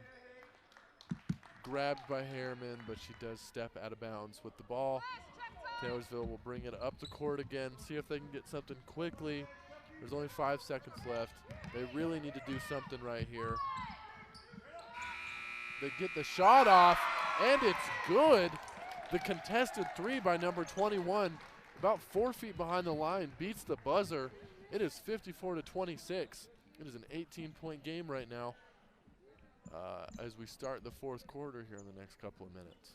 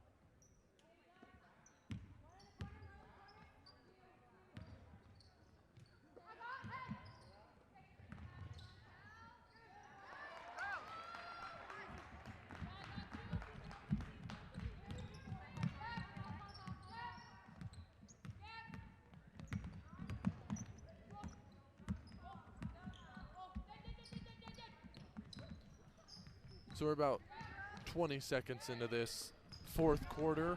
We're taking care of some business information, so sorry we missed the beginning of that.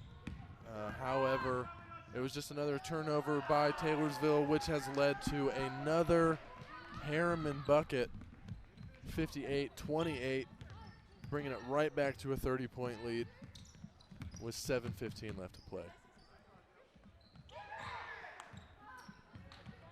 The whole Taylorsville team screaming at number 31 to shoot the open three. However, she dribbles to the corner. That looks like a carry to me, and that's what they call. It's going to be Herriman ball.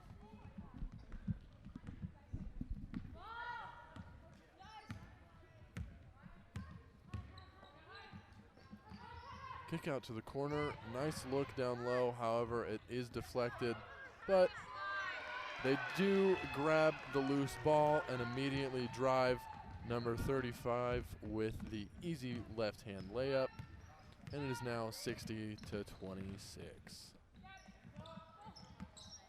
Number 31 with the ball again. Let's see what shot goes up this time. She's back in the same position. Kicks it out.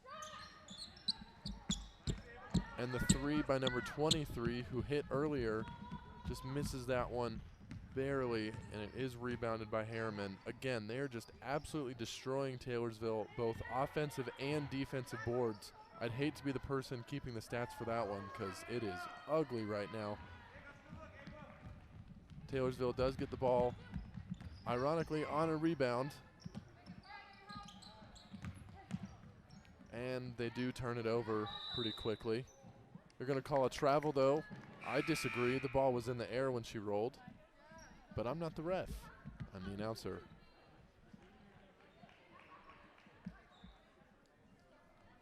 With that travel call, it will remain Taylorsville ball on their side of the court.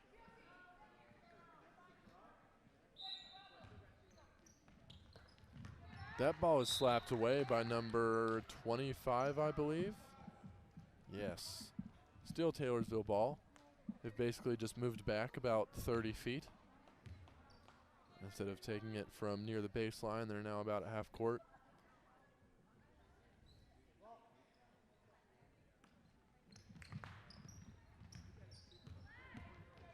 Number 15. She's been shooting a lot of threes lately, trying to get her team back in the game. Number 31 drives and shot fakes. It looked as if she stopped just to ponder, should I shoot this? The answer was yes, and it worked out. 60-28. And Herriman responds by saying, you can shoot it, so can I. Number 21 with the mid-range jumper falls right back to a 30-point lead, or 40-point lead, actually. I am incorrect. That is the wrong number.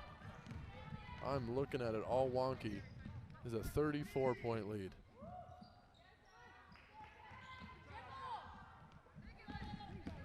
Taylorsville gets a rebound. Everybody's on the same side of the court. Usually doesn't work with ball passing. Ball passing? What other kind of passing are you gonna do? Who knows? They do take a shot, and it was wild. Goes right out of bounds. Herriman ball. 4 minutes, 50 seconds left in this game.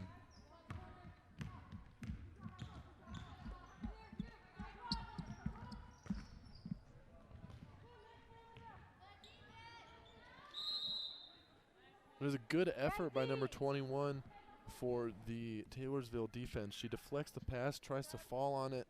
Number 0 for Herriman falls on it as well. Wrestling for the ball. And right before number 21 could pull it away, it is called a jump ball. But it does work out in her favor. Taylorsville bringing it back. That was absolutely a travel. She rolled the ball in her hand and took about 4 steps. However, the ref did not call it. Probably looked up at the scoreboard and said, I don't want to waste any more time. No reason to delay this. And Taylorsville immediately turns it over. Classic saying, the ball don't lie.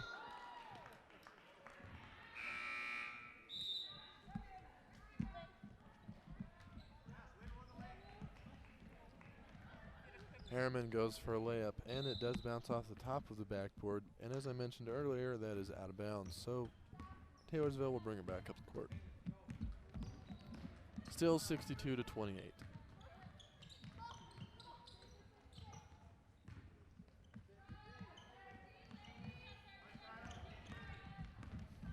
Number 10 for Taylorsville tries to take a three. It is no good. Rebounded by Herriman. Pass out to the corner. Shot fake right back up top. Number 23 says, I want to play this game.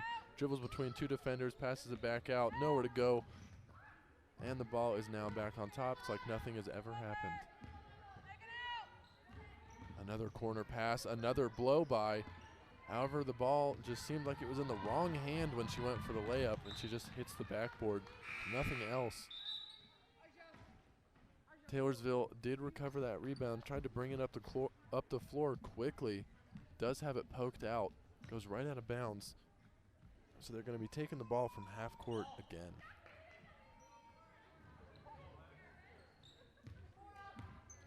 Three and a half minutes left in this game.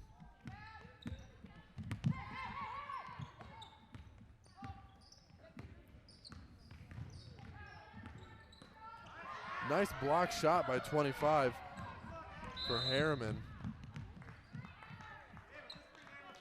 Number 21 for Taylorsville gets called with a personal foul. That is their fifth team foul of the game, fourth team foul of the game.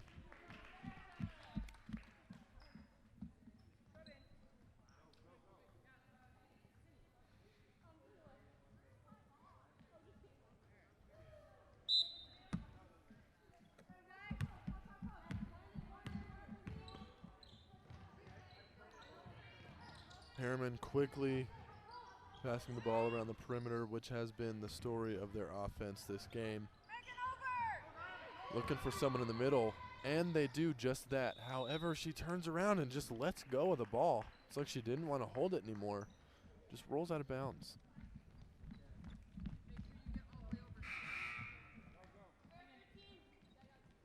It is now Taylorsville ball with just under 3 minutes left in this game.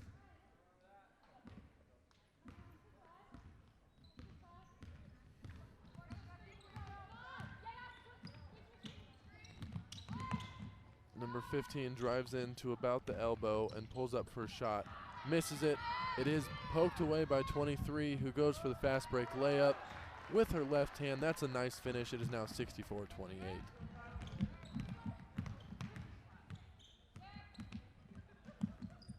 That ball is lost as well, and that one is taken.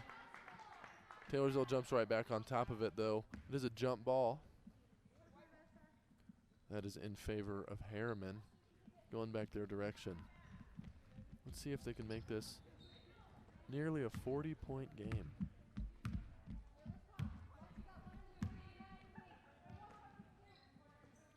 Lead is currently at 36.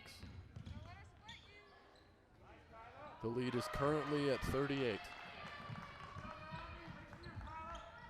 A nice little jump shot there. No one in front of her. Absolutely routine. Number 15 for Taylorsville, still trying to find something.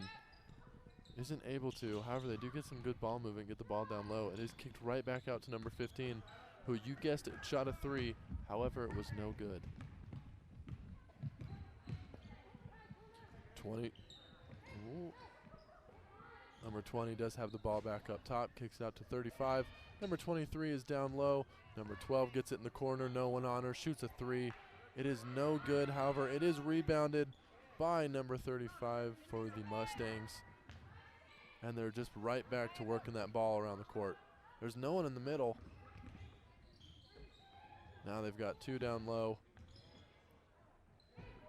They've got some ISO going on right here against a zone defense. Don't know how it works, but they get a nice layup after splitting the defense. Typically not the offense you look for against that kind of defensive look, but it seems like all hope is out of Taylorsville at this point, rightfully so. There's less than a minute left, and they're down by 40 points. Taylorsville turns the ball over. It is taken by number 28, passes it over to number 35, and she gets the nice reverse right-handed layup. And it is now 70-28, folks. This game is not close anymore. When there was 3.5 minutes left in the first half, it was only a 5-point game. Things have drastically changed since then.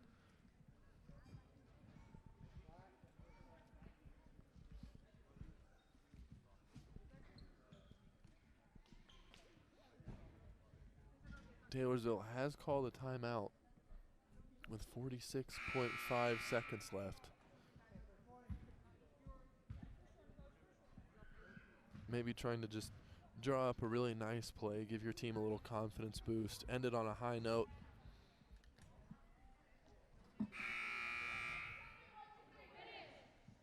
Maybe just telling them to hold their heads high.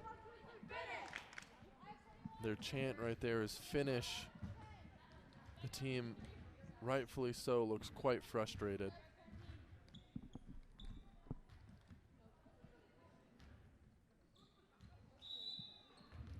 They will bring the ball up from the other side of the court.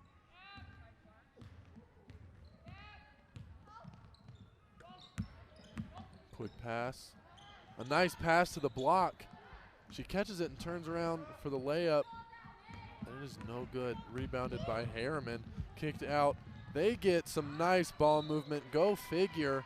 And then get fouled down on that right block. She's going to shoot too.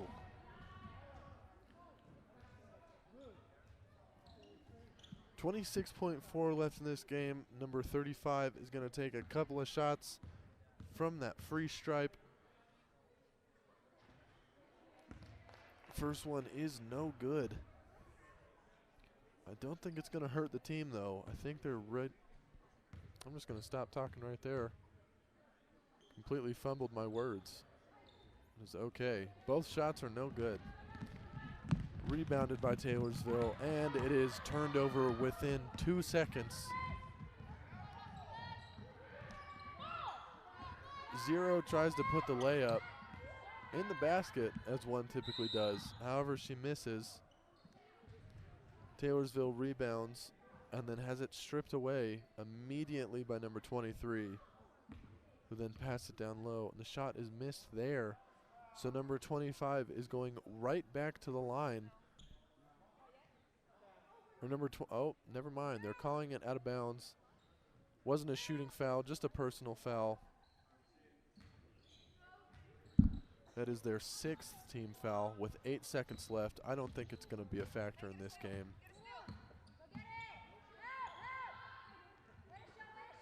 Herriman had a great look at the basket, choosing the more sportsmanlike route of just turning around instead of shooting that ball.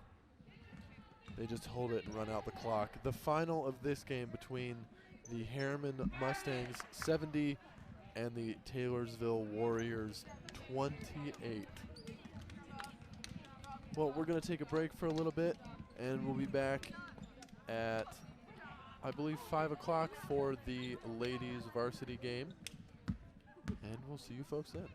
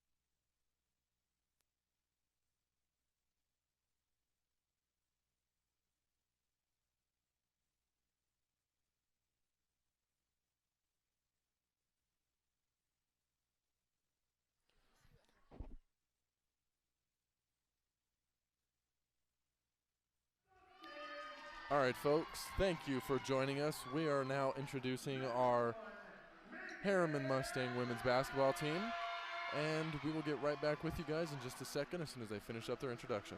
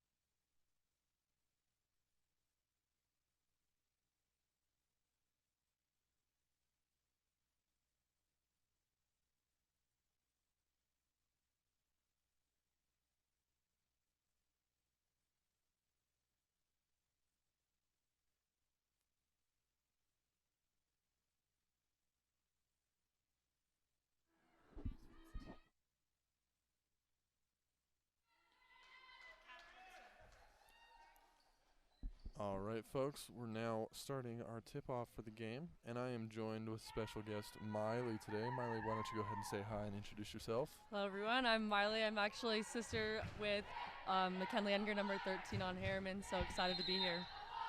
All right, well, we're glad to have you. You're going to add some special color commentary after the Herriman Mustangs do win the tip-off. And I believe you said number 13 is your sister? Yes, Kenley is my sister. Quick turnover by Herriman. Hopefully that's not how the rest of the game goes. It is then smacked out of bounds by number 10. That would be Mariah Mons. It'll be Taylorsville's ball under the basket. Quick pass out to the corner, just getting it moved around the perimeter, looking for something inside. Throws up a shot. They are going to call a foul on that. It is going to be the first foul of the game, and it will be a shooting foul. Let's see if she can knock down her 2 free throws. So I believe you said you used to play for the team? Yes. Yes. How long ago was that? 3-4 years ago. So I played here from 2014 to 2018, so all 4 years. And now I'm back home from school and here. She does miss both free throws. Herriman does quickly get the ball back. And a nice Euro step. And there it is. Your sister is the first person to score in this game. So what are you doing at school? Are you studying? What are you studying? I graduated from Sacramento State after playing 3 years of college ball, so majored in communications and minored in journalism. So what position did you play when you were in college? I played point guard. Point guard. Did you teach your sister everything she knows? Tried to. Tried to. Do you think she's going to play any college ball in her future? I don't think that's in her plans, but we'll see. This varsity Herriman team does show that same ball movement strategy that their 2 other teams today have shown. They do work it around the perimeter quite a bit, looking for someone to either dive or flash high and then look for that pass. They do get a lot of open looks that way. And like I've mentioned earlier, I have had the pleasure of watching them play in a tournament last week. They did score a lot of points off of turnovers and fast breaks. And if you folks watch the JV game, that was absolutely the story as the Herriman women's basketball team beat Taylorsville 70-28. Then Herriman, going along with that, actually has the 3rd best offense in 6A right now. They average 59 points per game out of the 26 6A teams, only behind Lone Peak and Fremont. This is interesting information I did not know, but it makes sense seeing how well they move the ball and how much they press on defense. However, not seen much pressing so far this game. That ball is tipped out of bounds. It will still be Taylorsville ball on the sideline. It is still 2-0 with 6:10 left in the first quarter. Seems like both teams are just getting the jitters out. There's been a lot of little mistakes that have led to turnovers and missed buckets. Taylorsville makes a nice cross-court pass.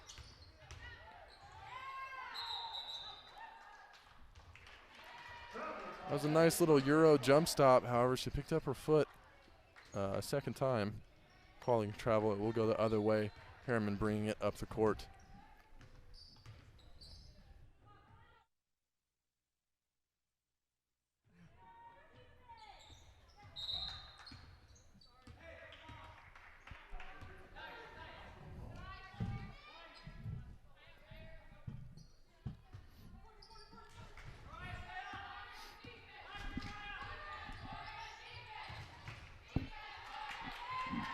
Number 1, Megan Burton for Herriman, tries a nice turnaround jumper and has it blocked. Is brought back up the court by Emily Mumford for Taylorsville. Seems that dribble got away from number 3 for Taylorsville, leads to a nice turnover. And then that would be Lexi Jensen with a nice little shot fake, then puts it off the glass and in 4-0. We'll see Lexi get out in transition a bunch going up that right sideline. One thing I mentioned about Lexi in that tournament was the first game it looked like she had some struggles on the fast break, and she must have took that to heart because in the next 2 games that I watched, I think she only missed 1, and she had probably 20 points off fast breaks in those 2 games.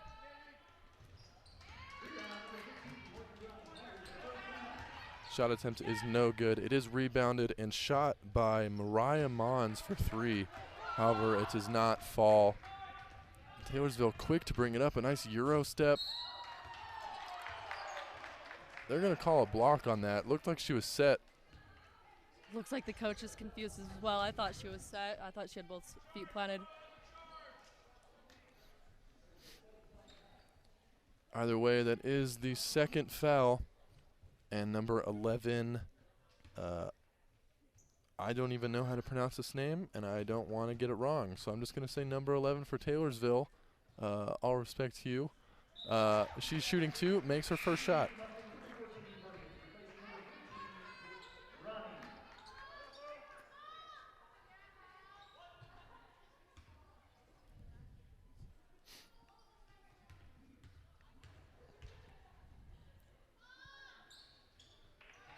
She goes 2 for 2 from the line. That is the first points on the board for Taylorsville. It is still a low-scoring game. Obviously, it is still the first quarter. It's only 4-2 right now, though. We'll back out to Hallie Burbridge for her 3 attempt. It was no good. And then Lexi again trying to chase down that ball just a little bit too late. And Taylorsville will bring it back up. With the dead balls that Herriman has seen, it's hard for them to get into their red defense that they typically jump into, hence the lower scoring game right now. That ball stolen away by your sister.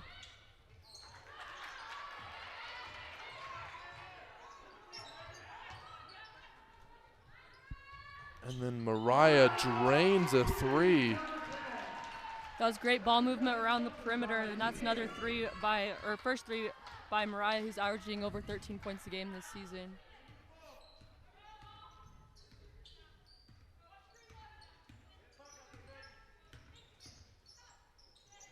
So you mentioned that red offense that they run. You want to describe that to us? The red pressing defense. Oh, so the red defense. Typically on a made shot this season, they've been jumping into like a 1-2-2 press. But when you're not making shots, it's kind of hard to jump into that. That was something I saw a lot of at that tournament last week. They pressed on almost every single play, whether it was a make or a miss. And they didn't stop until midway through the third quarter, and then they started it up again in the third quarter. And the last 2 games I watched, they won by over 25 points in both. So clearly it's working for them. I think that's a strength that they have, especially with the lack of height. Losing a couple post players last year, they are very guard dominant this year. Their speed has shown on every level, sophomore, JV, and varsity. And another thing I've noticed, even though they are outsized in a lot of games, they do destroy teams on the boards. They're showing a great ability to box out and read where the ball is going to end up. And here we go in the first time pressing this game. And it is stolen away, but they do call a double dribble. Well, we get another chance to look at it. And again, it's stolen away. And Hallie Burbridge goes up for the shot, gets fouled. She'll shoot two.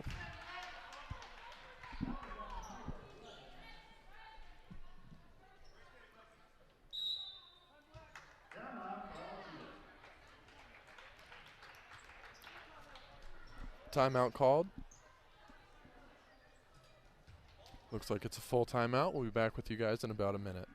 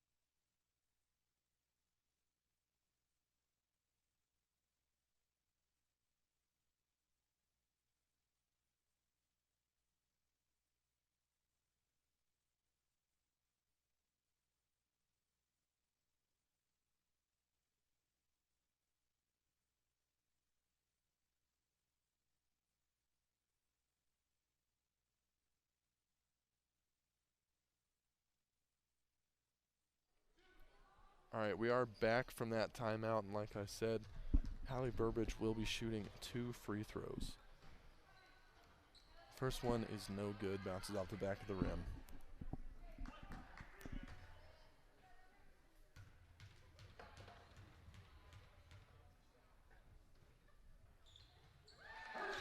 Second one hits. Jump into that press. That ball just kind of bouncing around. Taylorsville does get some good ball movement to break the press.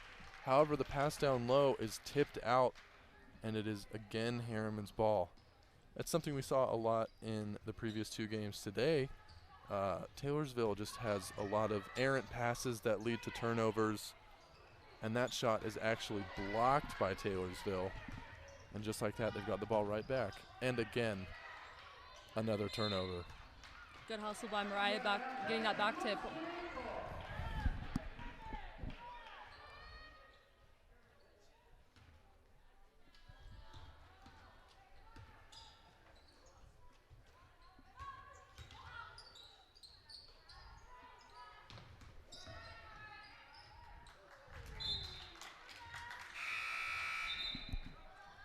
Pass was a little high there, but that was a good drive by Hallie, drawing in the 2 defenders, getting into the paint and kicking out to Mariah.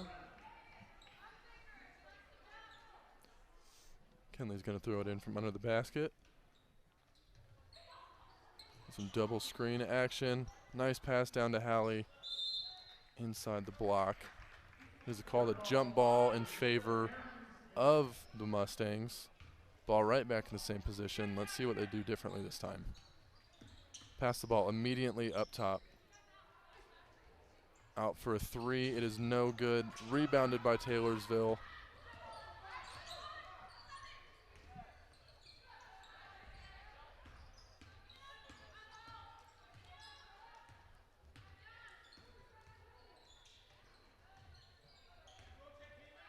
That is good defense. Number 21, Kennedy Brown, blocks the shot.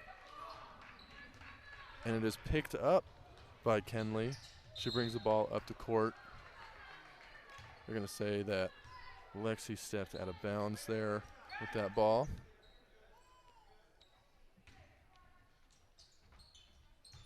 But Herriman wastes no time getting back in that press, which again, Taylorsville did beat pretty quickly.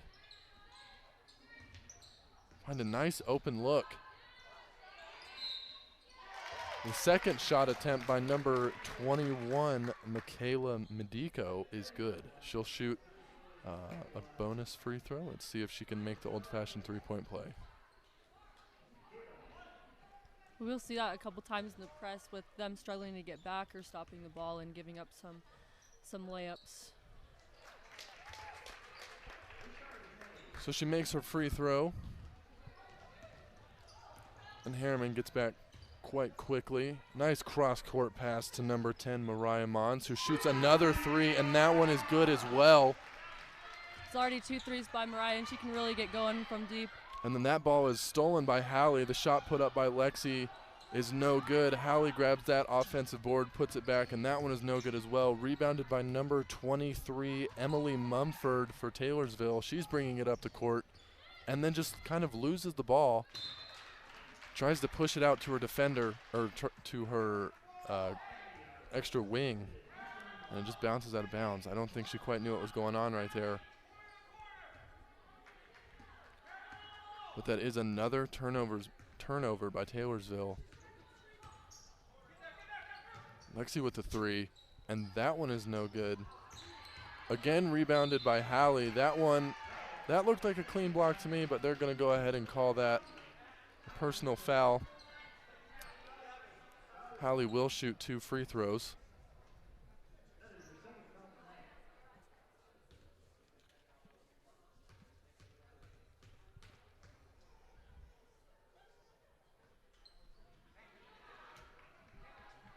First one is no good. There's 37 seconds left in this first quarter. The score is 11-5 in favor of the Mustangs. Second shot. Bounces around a couple times and misses. Rebounded by number 14, Janelle Zapata for Taylorsville. Then they call a carry. So it goes right back to Herriman. Silly mistakes like that are what caused the JV game to absolutely explode. With 3.5 minutes left in the half in that game, it was only a 5-point difference. By the end of it, it was almost 20 points, and by the end of the game, it was nearly 50.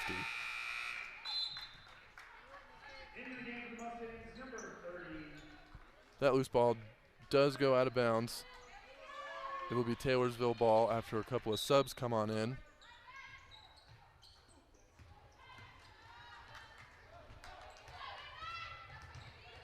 The press by Herriman doesn't seem to be doing too much early on. However, it is causing mass confusion once they get the ball across half court because no one knows where they're supposed to go. It looks like a couple of people are actually uncomfortable when the ball is in their hands crossing half court. There's 4.5 seconds left. They need to put up a shot, and they do. However, it's no good. Rebounded by Kenley. And that will end the first quarter. Score still 11-5.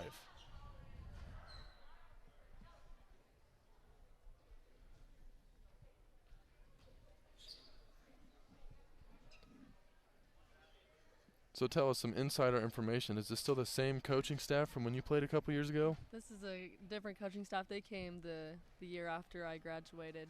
So this is Kent Smith. He's in his 4th season. And then last year they actually went 23-2, 10-0 in Region 3, and they made it to the state championship game.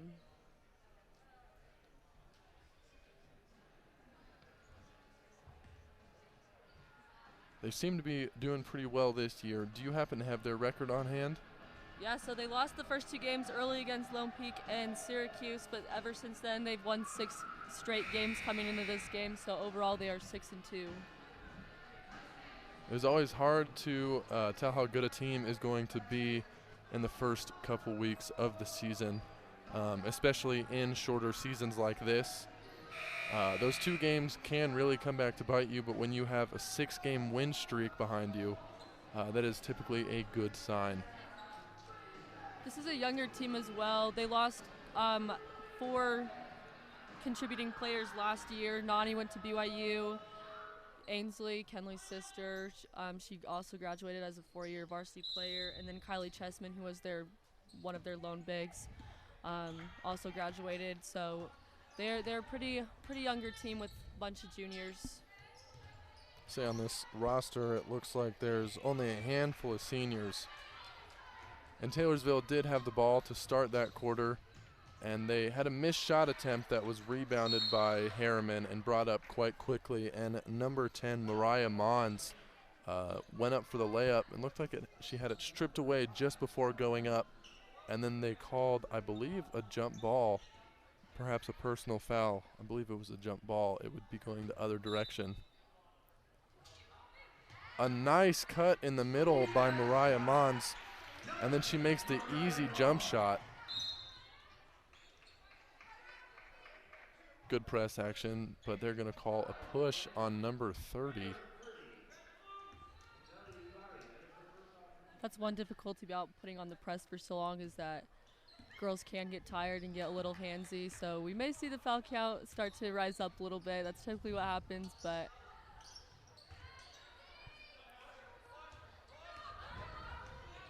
Taylorsville does turn the ball over. They went for a little shovel pass, and it basically went directly into the hands of Mariah Mons. Number 21, Kennedy Brown, with a nice mid-range jumper. Absolutely drains it. It's her first bucket of the game. That looked like a travel to me. Either way, it is a turnover. And they're going to call a push on number 23 for Taylorsville. And the Mustangs will take it from under their rim yet again.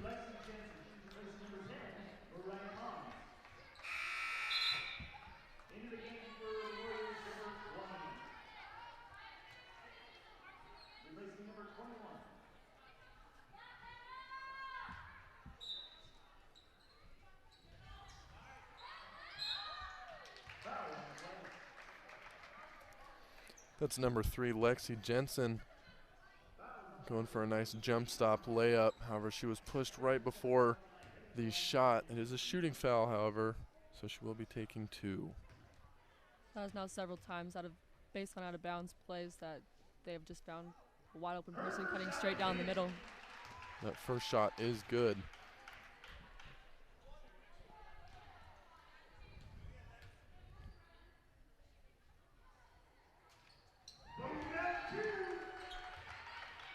Second shot is good as well.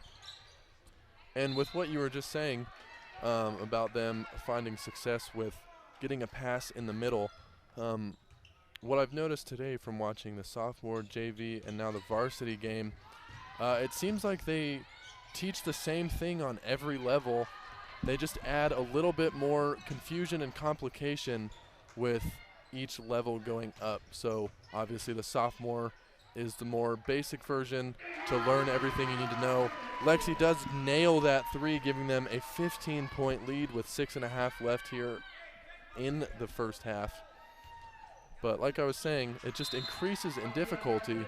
Taylorsville getting frustrated just makes a really not, I don't even know what word to use. Commits another turnover. It will again be Herriman's ball. But to finish off what I was saying, they do the same things on defense and offense at every level. They just add a little bit more each time, and I think that has really helped, and it really shows that the players are understanding everything that's going on from every position, and I think that's something that a lot of teams could learn from, and I think it's definitely a contributing factor for their success. They're going to call a foul on number 13, Kenley Inger. Is that how you say your last name? Enger, yep. Enger, close enough, not really. Number 23, Emily Mumford, will toss it in for Taylorsville.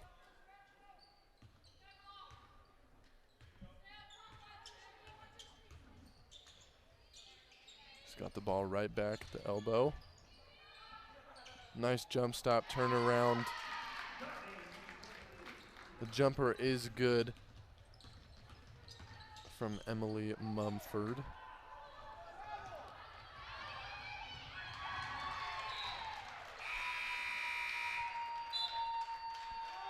Great hustle by Hallie, getting back on defense and tipping that out of bounds.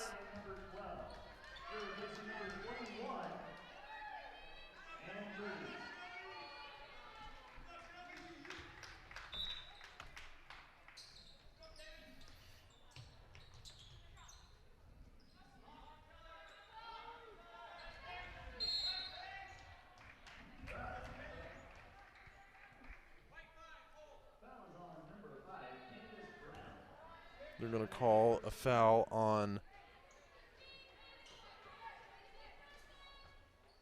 I believe they said number 5 for Herriman, Cadence Brown. That is good for number 11 from Taylorsville.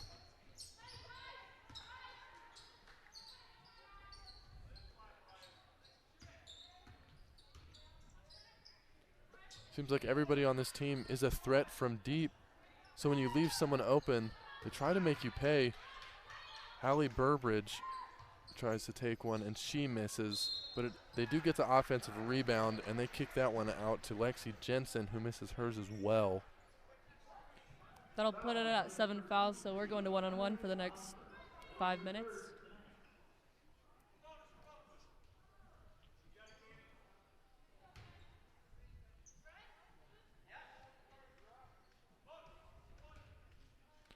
See if she can make the first one, give the rest of her offense a break for an extra couple of seconds. And in fact, she does.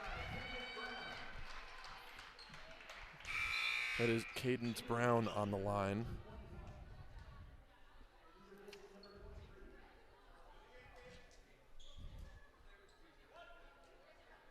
See if she can make the second and have him jump right into that press defense.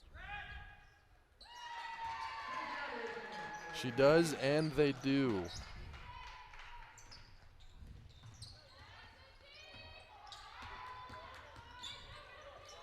Some good dribbling and a great pass there by number 3, Marley Rapina for Taylorsville. However, it ends up with a turnover. And that is again number 10, Mariah Mons. With Not a nice double digits for Mariah. She is at 10 points. That was a travel right there.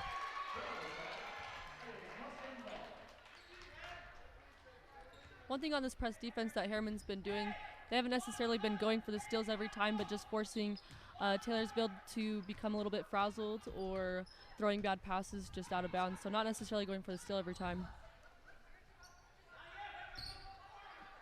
Yeah, we were talking about that earlier, and you can really see the effect as this lead just continues to grow and grow. It is now 26-19 after another bucket by Mariah Mons.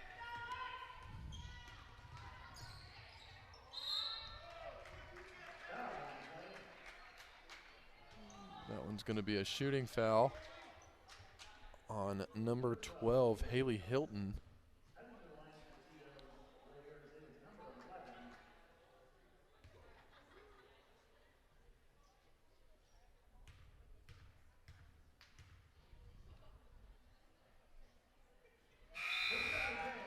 Her first shot is good.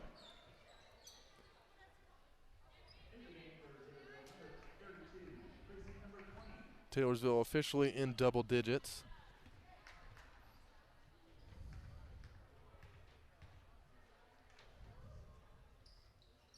Second shot is no good, but it is saved by number 21, Michaela Medico.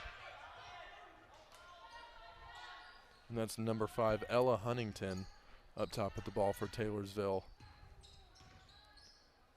Good no-look pass. And then that pass gets tipped and ends up out of bounds. It will remain Taylorsville ball.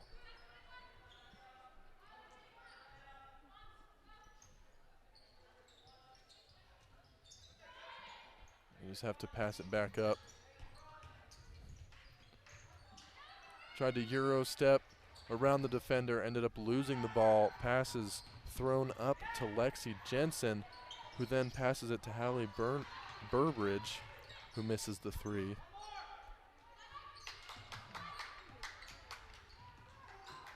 That ball gets poked by Ella Huntington. And she ends up with the ball on the fast break layup and is unable to convert, but she is followed up by Michaela Medico on the putback. It's now 26-12.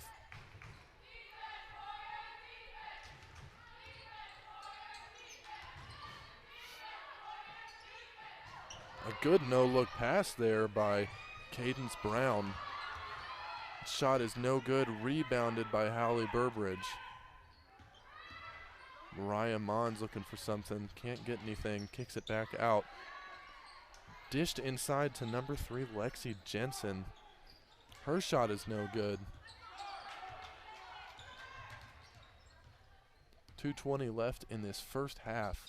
It's a 14-point game right now in favor of the Mustangs. 12-point game in favor of the Mustangs as number 11 for Taylorsville scores. Once again, I'd like to apologize for not even attempting to pronounce your name. I just don't want to butcher it. But that is number 3, Lexi Jensen, again hitting a 3. This team is very confident. When they miss, they put it in the back of their mind, they forget about it, move on to the next play. And that's number 21, Michaela Medico for Taylorsville. Several layups in a row that Taylorsville's gotten, just taking it straight to the hole, right at the defense. Seems like they're trying to force the Mustangs to stop with this press as they force another turnover with their own defense, again put in by Michaela Medico. That'll be an and one. She'll hit the line. With the free throw, she'll have a chance to put him back within 10 points. A minute and a half left in this first half. That was the second foul on Cadence Brown.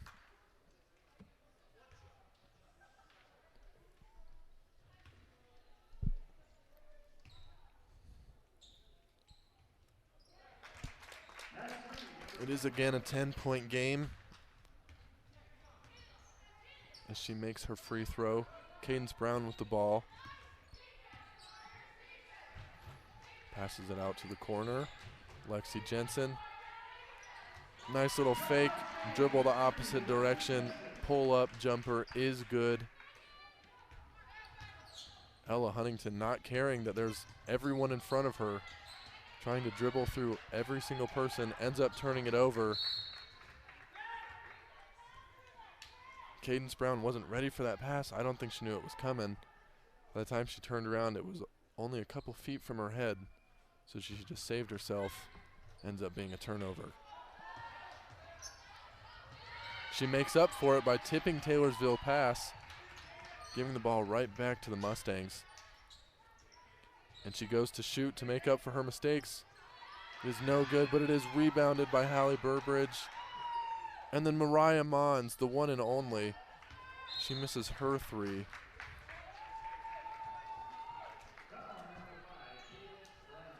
That is Cadence Brown again on the foul. That is her 3rd.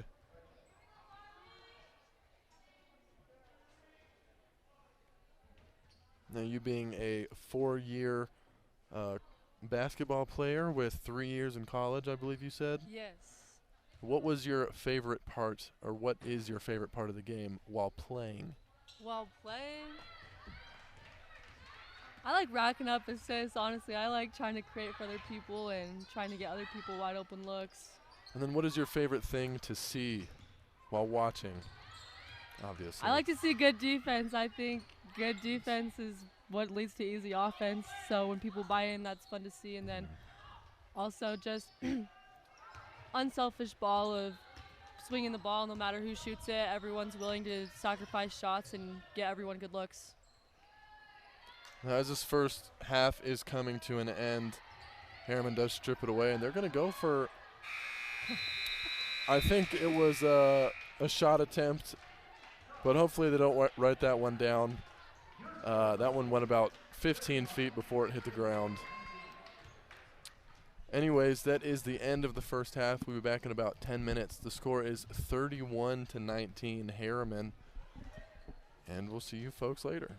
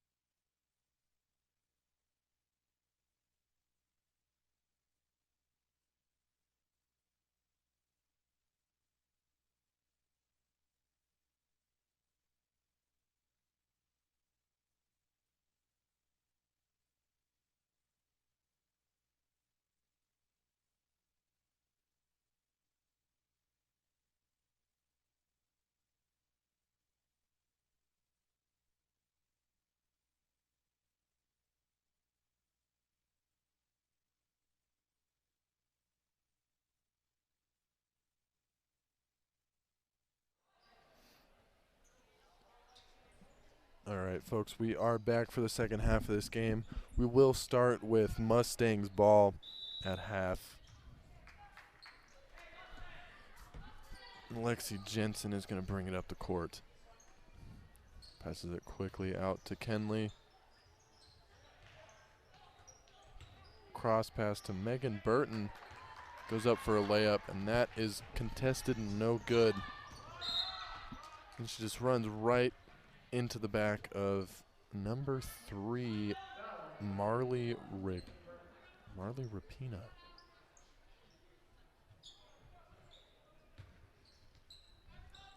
That was her first foul. And that one is stolen away by Lexi. And that is an easy fast break layup. They go right back into that press. Taylorsville looks a little confused. Ball is tipped by Lexi. However, she isn't able to come up with the steal. They feed it inside to number 11, who makes the nice contested shot. She's going to go to the line for an and one.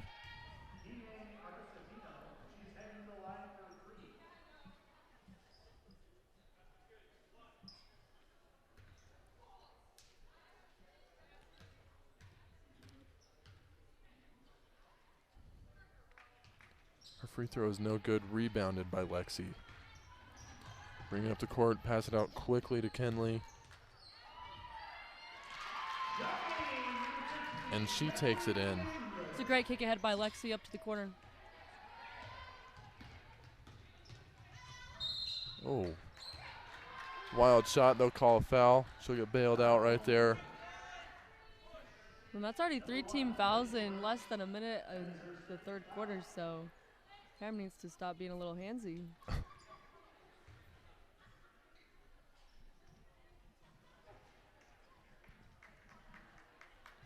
You've got a 14-point lead, but you don't want to blow it on free throws. I know we just got out of halftime, but they might need to take a couple of minutes off that press just like they did a couple of days ago. It helped them out quite a bit. They gave up a couple of points, but it paid dividends in the fourth quarter. That second free throw is made by Ella Huntington.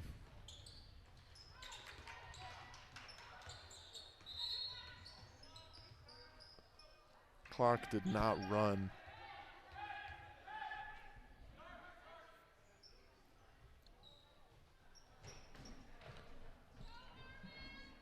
Taylorsville is going to take that ball.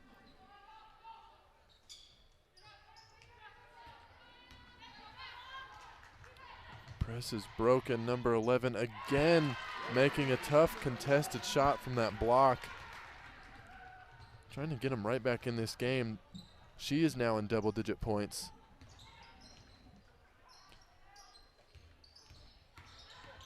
Lexi drives middle and makes an amazing pass to number 1, Megan Burton, and she puts it in, and she's also going to go to the line for an and one.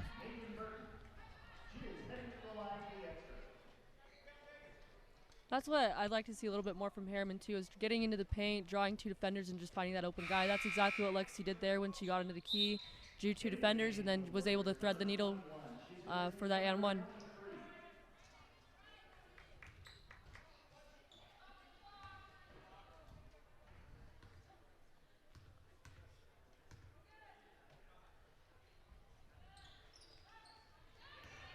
Free throw is no good, however, she gets her own rebound. Now Lexi's got it. She's moving around. Makes a pass that just kind of gets away from her. And Ella Huntington makes an impressive shot under the basket for Taylorsville. But Herriman wasting no time getting back up to court. We're going to call a travel right there. Looked like when she went to fake the shot, she took a couple of extra steps as she was losing her balance.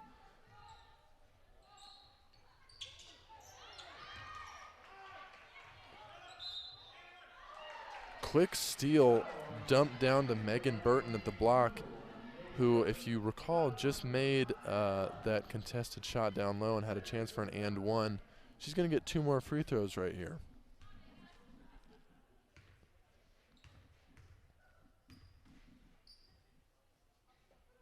First one is good.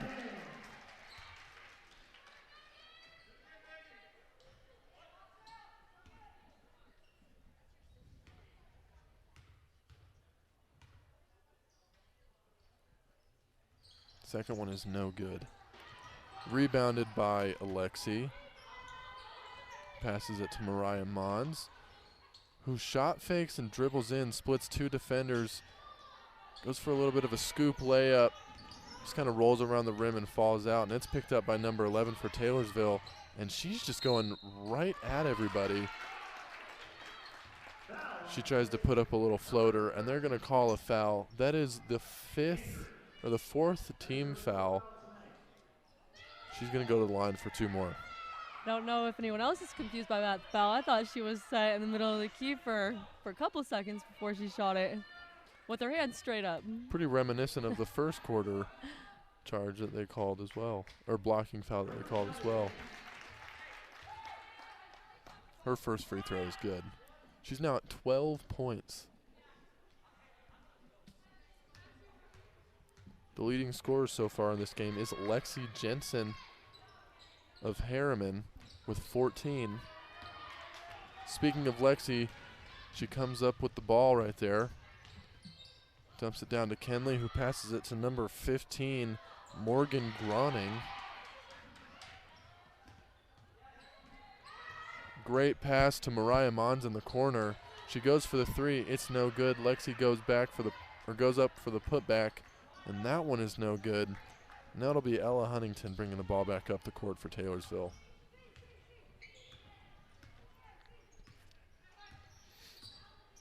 Nice pass to the elbow.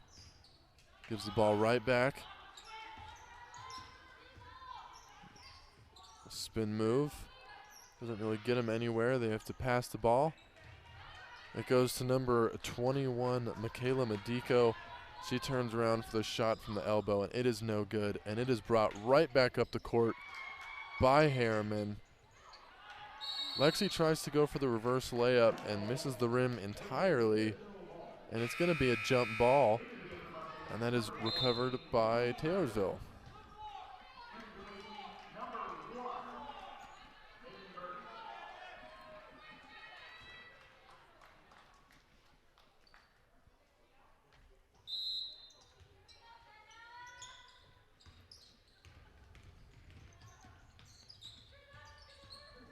Herriman still putting on that press. Taylorsville goes up for the quick three, and it is no good. Lexi again bringing the ball up to court, passes it to number 15, Morgan Groning, who goes right to the rack and dumps it for two.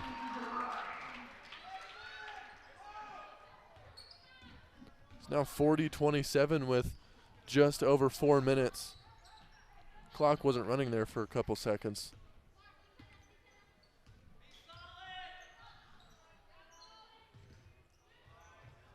That ball gets away from number 14, Janelle Zapata for Taylorsville. Another silly turnover. We'll see if Morgan's late from last possession kind of gives a spark to Herriman.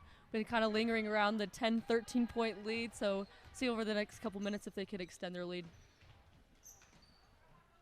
Getting some good looks for three. And there is a three by none other than Kenley Inger. And that one is stolen by Lexi. Pass to the corner to Hallie Burbridge. That one is no good. They're going to call a foul there on Mariah Mons. Picked up by number 21, Michaela Medico for Taylorsville. Can't tell if that was her showing sportsmanship or telling her to get out of the way of the ball. I need to give it to the ref.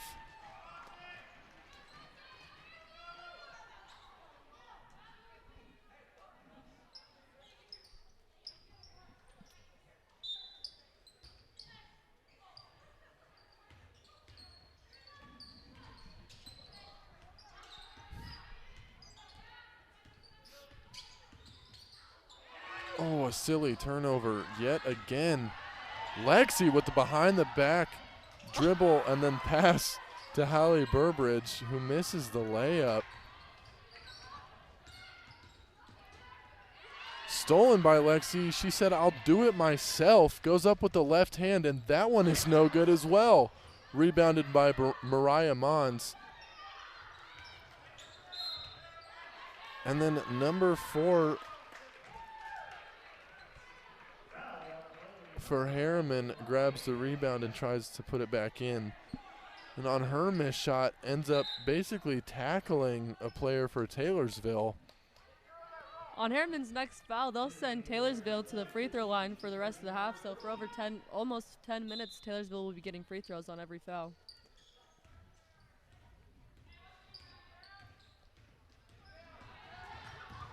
Free throws are an easy way to get back into a game. But neither team is having much luck converting on free throws. That will be a jump ball under the basket, and it's going to go in favor of Herriman, so they're going to take it the other way.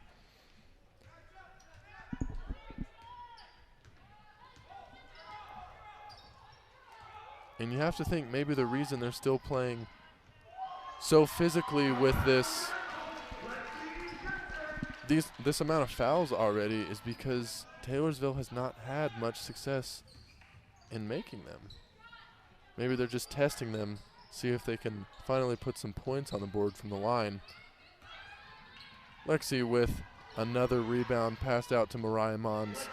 She takes it nice and slow. She says, I'm not missing this one, puts it in, and that is another 20-point lead. Then that also puts Mariah right over her average. She's been averaging just about 13 points a game, so with that layup, she's now at 14 points. See if she can break 20 tonight.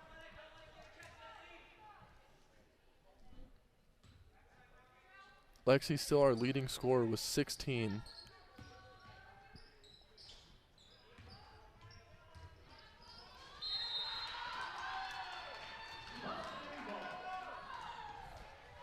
That ball gets hit out of bounds. Hallie's going to throw it on into Mariah. Pass to Lexi. She goes for the layup. She gets fouled.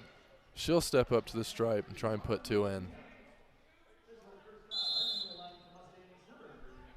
That is the 3rd team foul for Taylorsville, and they're going to go ahead and call a timeout.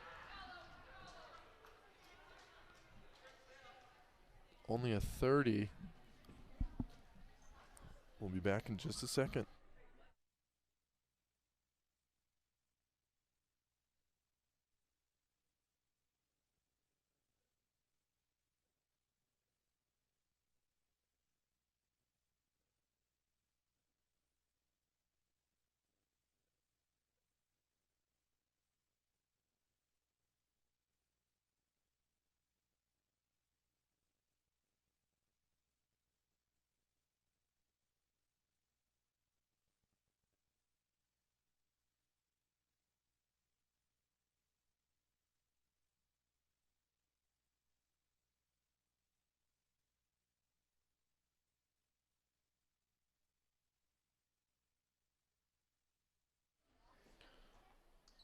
All right, we're back, and Lexi's going to go ahead and shoot her first free throw. Is no good.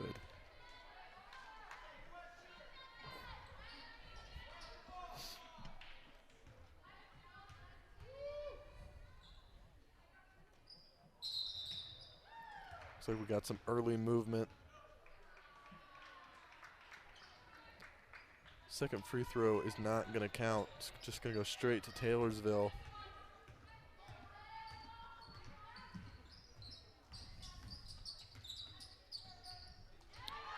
Stolen by Lexi.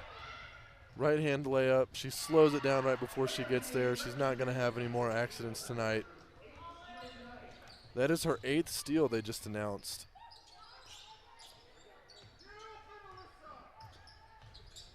You don't have to be a genius to know that's a lot.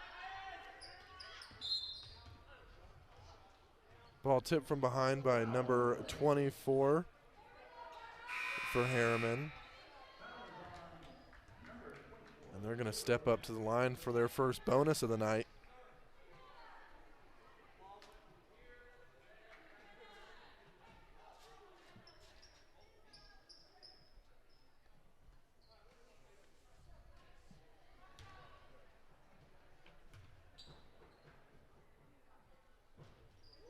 First free throw is good. That's her first point of the night for number 20, McKenna Wareham.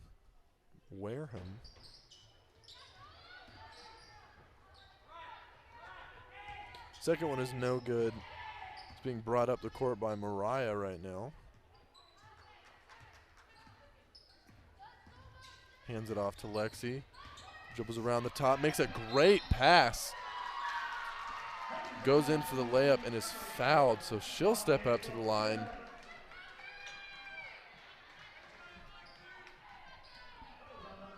That is the second foul on number 3, Marley Rapina.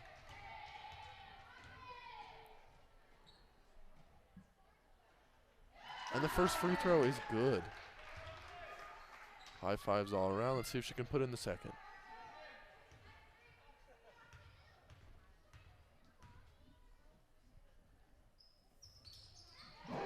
Second one is good. I know I asked you earlier, what's one of your favorite things to watch during basketball? Mine is probably free throws. It's a super important part of the game, and yet a lot of people can't go 2 for 2 from the line. And in certain situations, that can really come back to haunt you. So it's always nice to see people do the fundamentals. I love when people knock down both. Speaking of free throws, though, Taylorsville, again being in bonus, have been fouled, so they're going to step up to the line, and it is number 5, Ella Huntington. And the foul was on number 14, Hallie Burbridge. It was her first. And Ella makes her first free throw.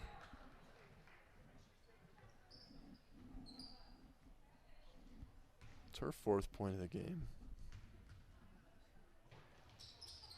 And she makes both. Score is currently 51-30 with 40 seconds left in the third quarter. Lexi putting on some moves, draws in a defender, threads the needle with the pass down to the block, and it's an easy 2 points for number 4.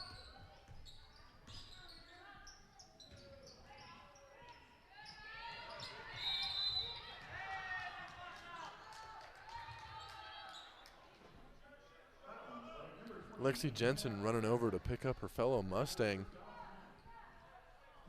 Mariah Mons is going to throw it in for Herriman.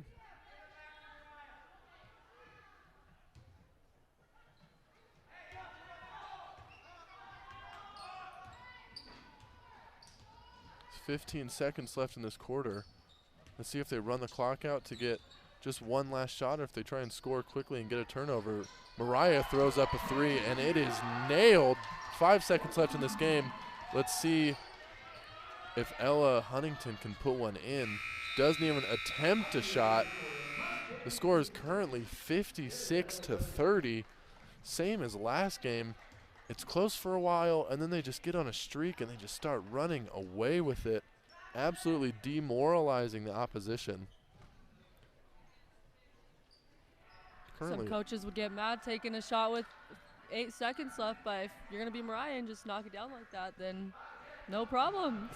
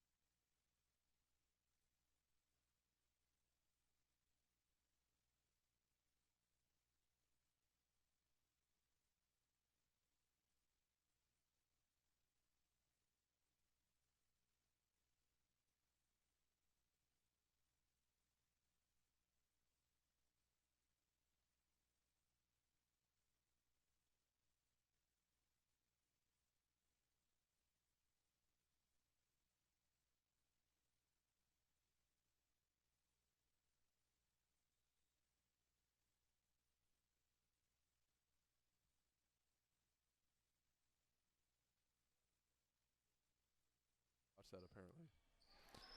But we are back to start this fourth quarter. Ella Huntington has the ball.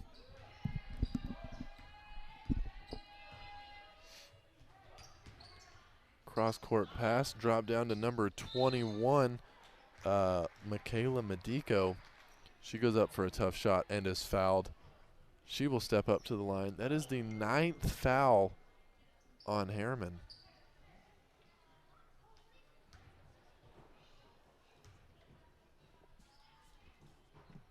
She misses her first free throw.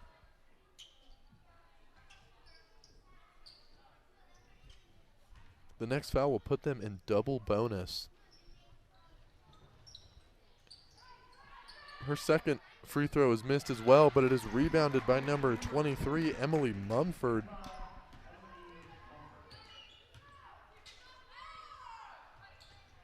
Hallie Burbridge puts a little move on her and then passes it across, and now it goes back up to Kenley. Oh. Pass just a little too high. Might have been deflected. I didn't see. Either way, it goes off the fingertips of Hallie Burbridge. Hallie Burbidge.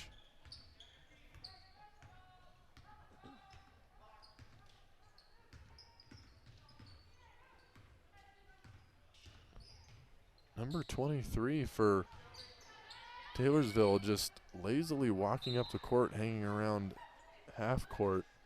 Not really doing anything. Her team has been having some defensive struggles, so you think hanging back might not be the best idea.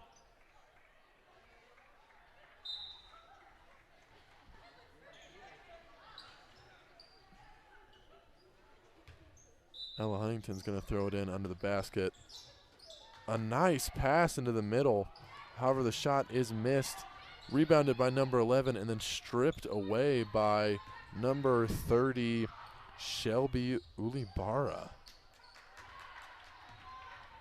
Ella Huntington trying to bring it up on a fast break, and she does not make her layup. It was contested.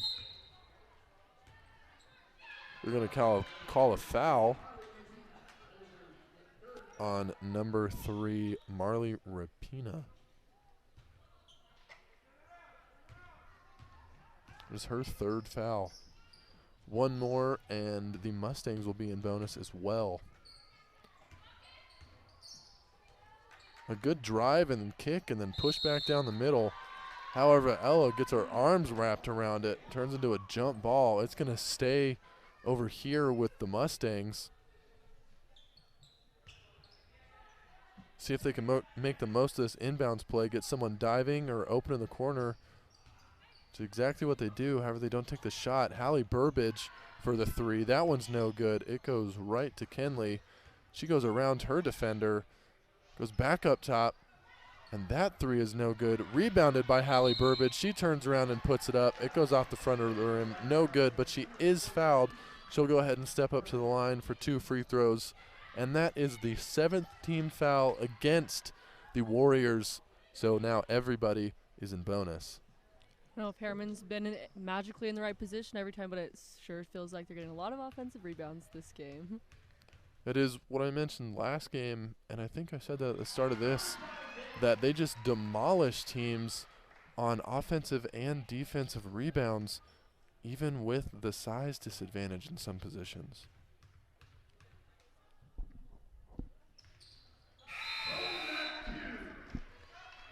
She knocks down the free throws.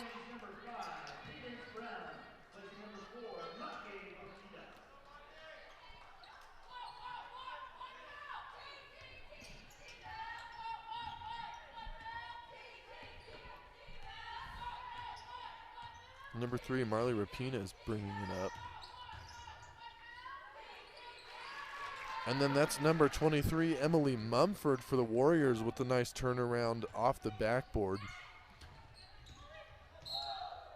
Hallie tries to go right around her. She puts her leg in the way, and that's going to be a foul on number 23, Emily Mumford. She looks pretty angry. I believe that's her 5th foul, so she is out of the game. Sorry for interrupting you there. I think she finished the night with 6 points, and Herriman played a good defense on her. She usually averages 11 points, so they held her well under her average. She's rightfully frustrated there, sitting at the end of the bench. See if Hallie Burbidge can make her free throws. First one is no good. And that's going to be gathered by number 11 for Taylorsville. Nice little hezzy shot fake turnaround. No good. Rebounded by Hallie, and she's going to kick it back out to Kenley. Kenley getting a little too excited throwing that pass. Just not fast enough. It is tipped away and is stolen by Taylorsville. And Ella Huntington just kind of splits the defense, but misses her layup. And that's going to be a jump ball. I believe it's going to be in favor of Taylorsville. In fact, it is. That was forced by number 30, Shelby Ulibara.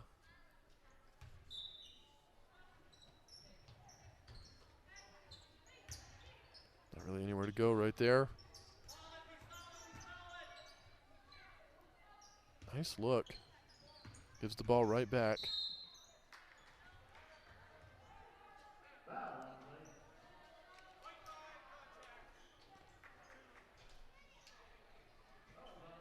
That foul is going to be on number 5, Cadence Brown. That is her 4th. She's only got one more to give. Seems like her and Marley, the woman shooting free throws, are friends. She did give her a hug after fouling her, and they're looking at each other laughing before she shoots. So either they're just really comfortable or they know each other. Always love to see stuff like that.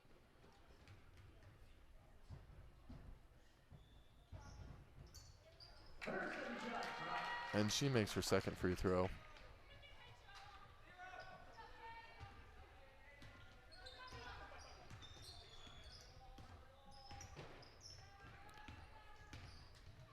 Hallie drives and passes it up to Cadence, who finds Kenley in the corner, who goes right by her defender, goes up for the layup and puts it in. Good move.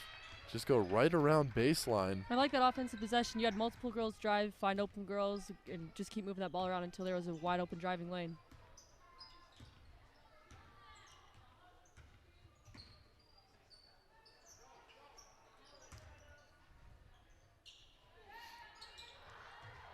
That was a good shot attempt by number 20 there. It just bounces off the rim. The ball was rebounded, put back up, and then she got the rebound. Tries to pass it back up top, and it gets tipped out of bounds. It will stay with Taylorsville. Looks like we're going to have a couple people checking in for Herriman. It's number 12, Haley Hilton, and number 21, Kennedy Brown.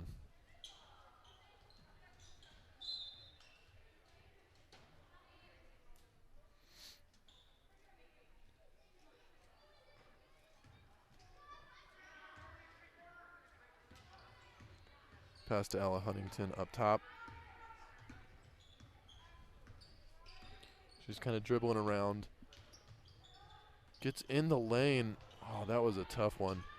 Went in the rim and just kind of toilet bowled around and flopped out.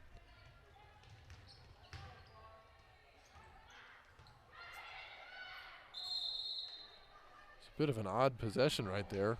Funny sequence of events.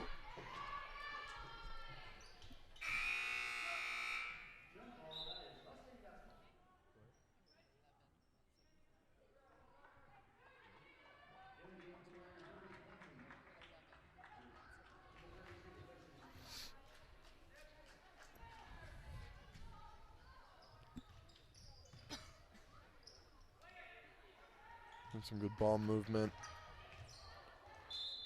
I believe that's Cadence Brown.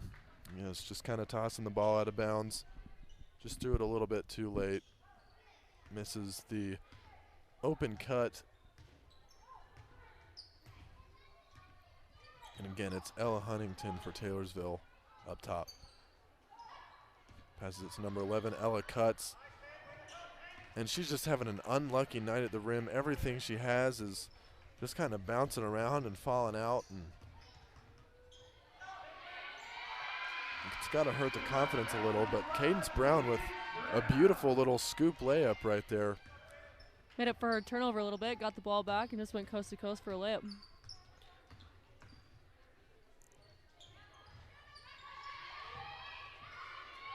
Now, it may not seem like it when you're watching the game, but This score is just kind of getting out of hand. It is currently 36 to 62 in favor of Herriman.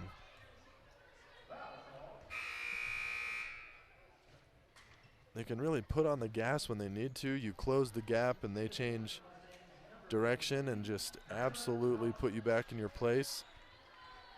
It's crazy to think they lost their first 2 games of the season, but it's easy to see why they have a 6-game win streak right now.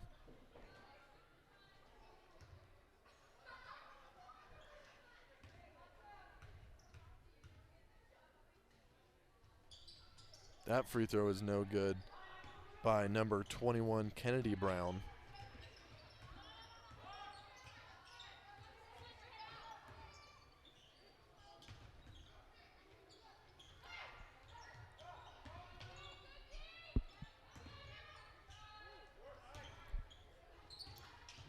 Missed shot is saved by number 21 for Taylorsville, Michaela Medico.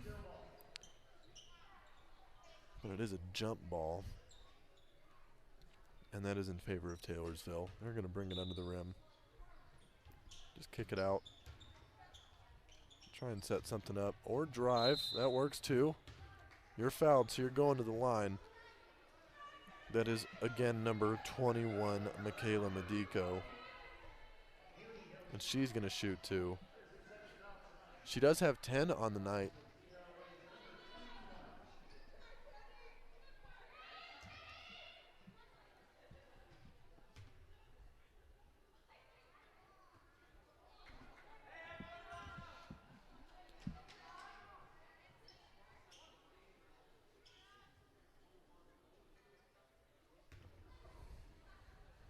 My math is correct. It's currently a 26-point game.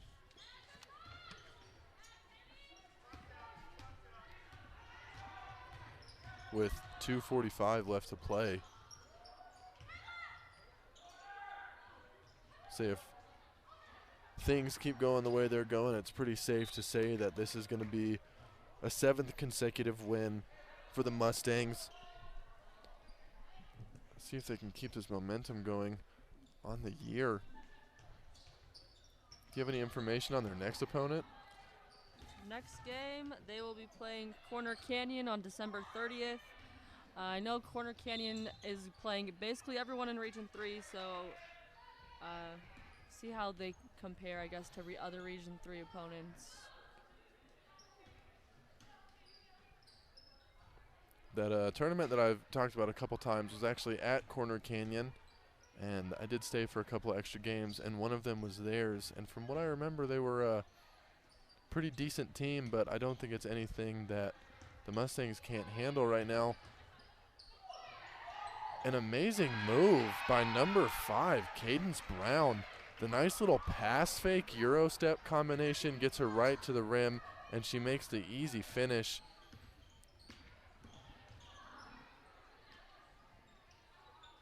A deep 3 by Taylorsville is no good. Rebounded by number 21, Michaela Medico, but then it is grabbed by Herriman, so it's going to be a jump ball in their favor. So they're going to take it back their direction. See how much of this clock they can chew, or see if they can go for a quick score. Who knows what the plan is. I think she just accidentally passed it to someone on the team, on the bench, that just stood up at the wrong time. That pass went straight to her.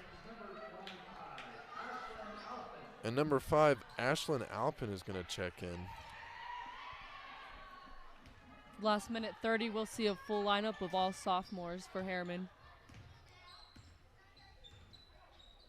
It's always fun to see the younger people play in the varsity games. Get those extra minutes and experience that way when you step up in the coming years. It's a little bit easier and the change isn't too drastic.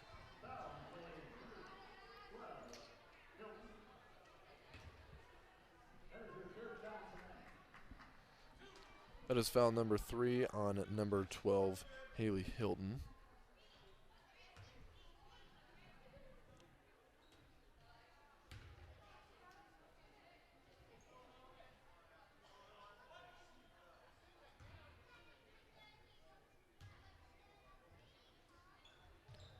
Neither one of those free throws drops. Haley Hilton does push it off the foot of number 11 for Taylorsville. So they're going to bring it right back up the court.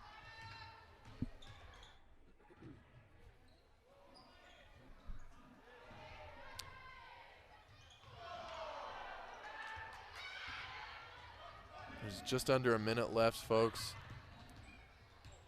I think it's safe to say that this game is all but over right now.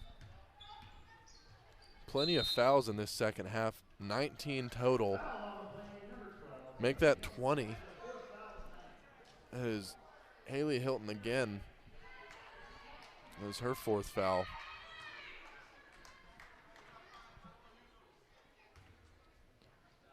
.8 lead right now.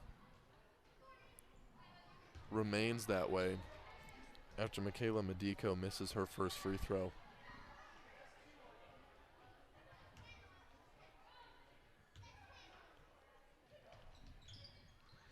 And she makes her second. 27-point lead. And number 5, Ashlyn Alphen, is going to bring it up the court.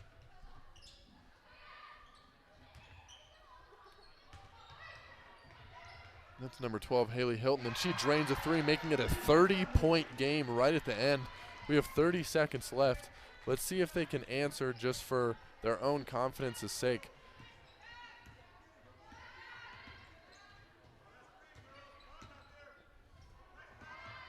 Instead, it is hit away by number 23, Kyla Talbot.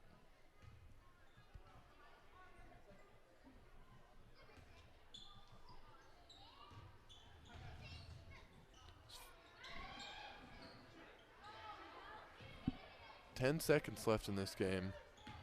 Not really seeing much, but number 11 does drive in, and that shot is no good. Rebounded. They go for a 3, and it is just swatted away.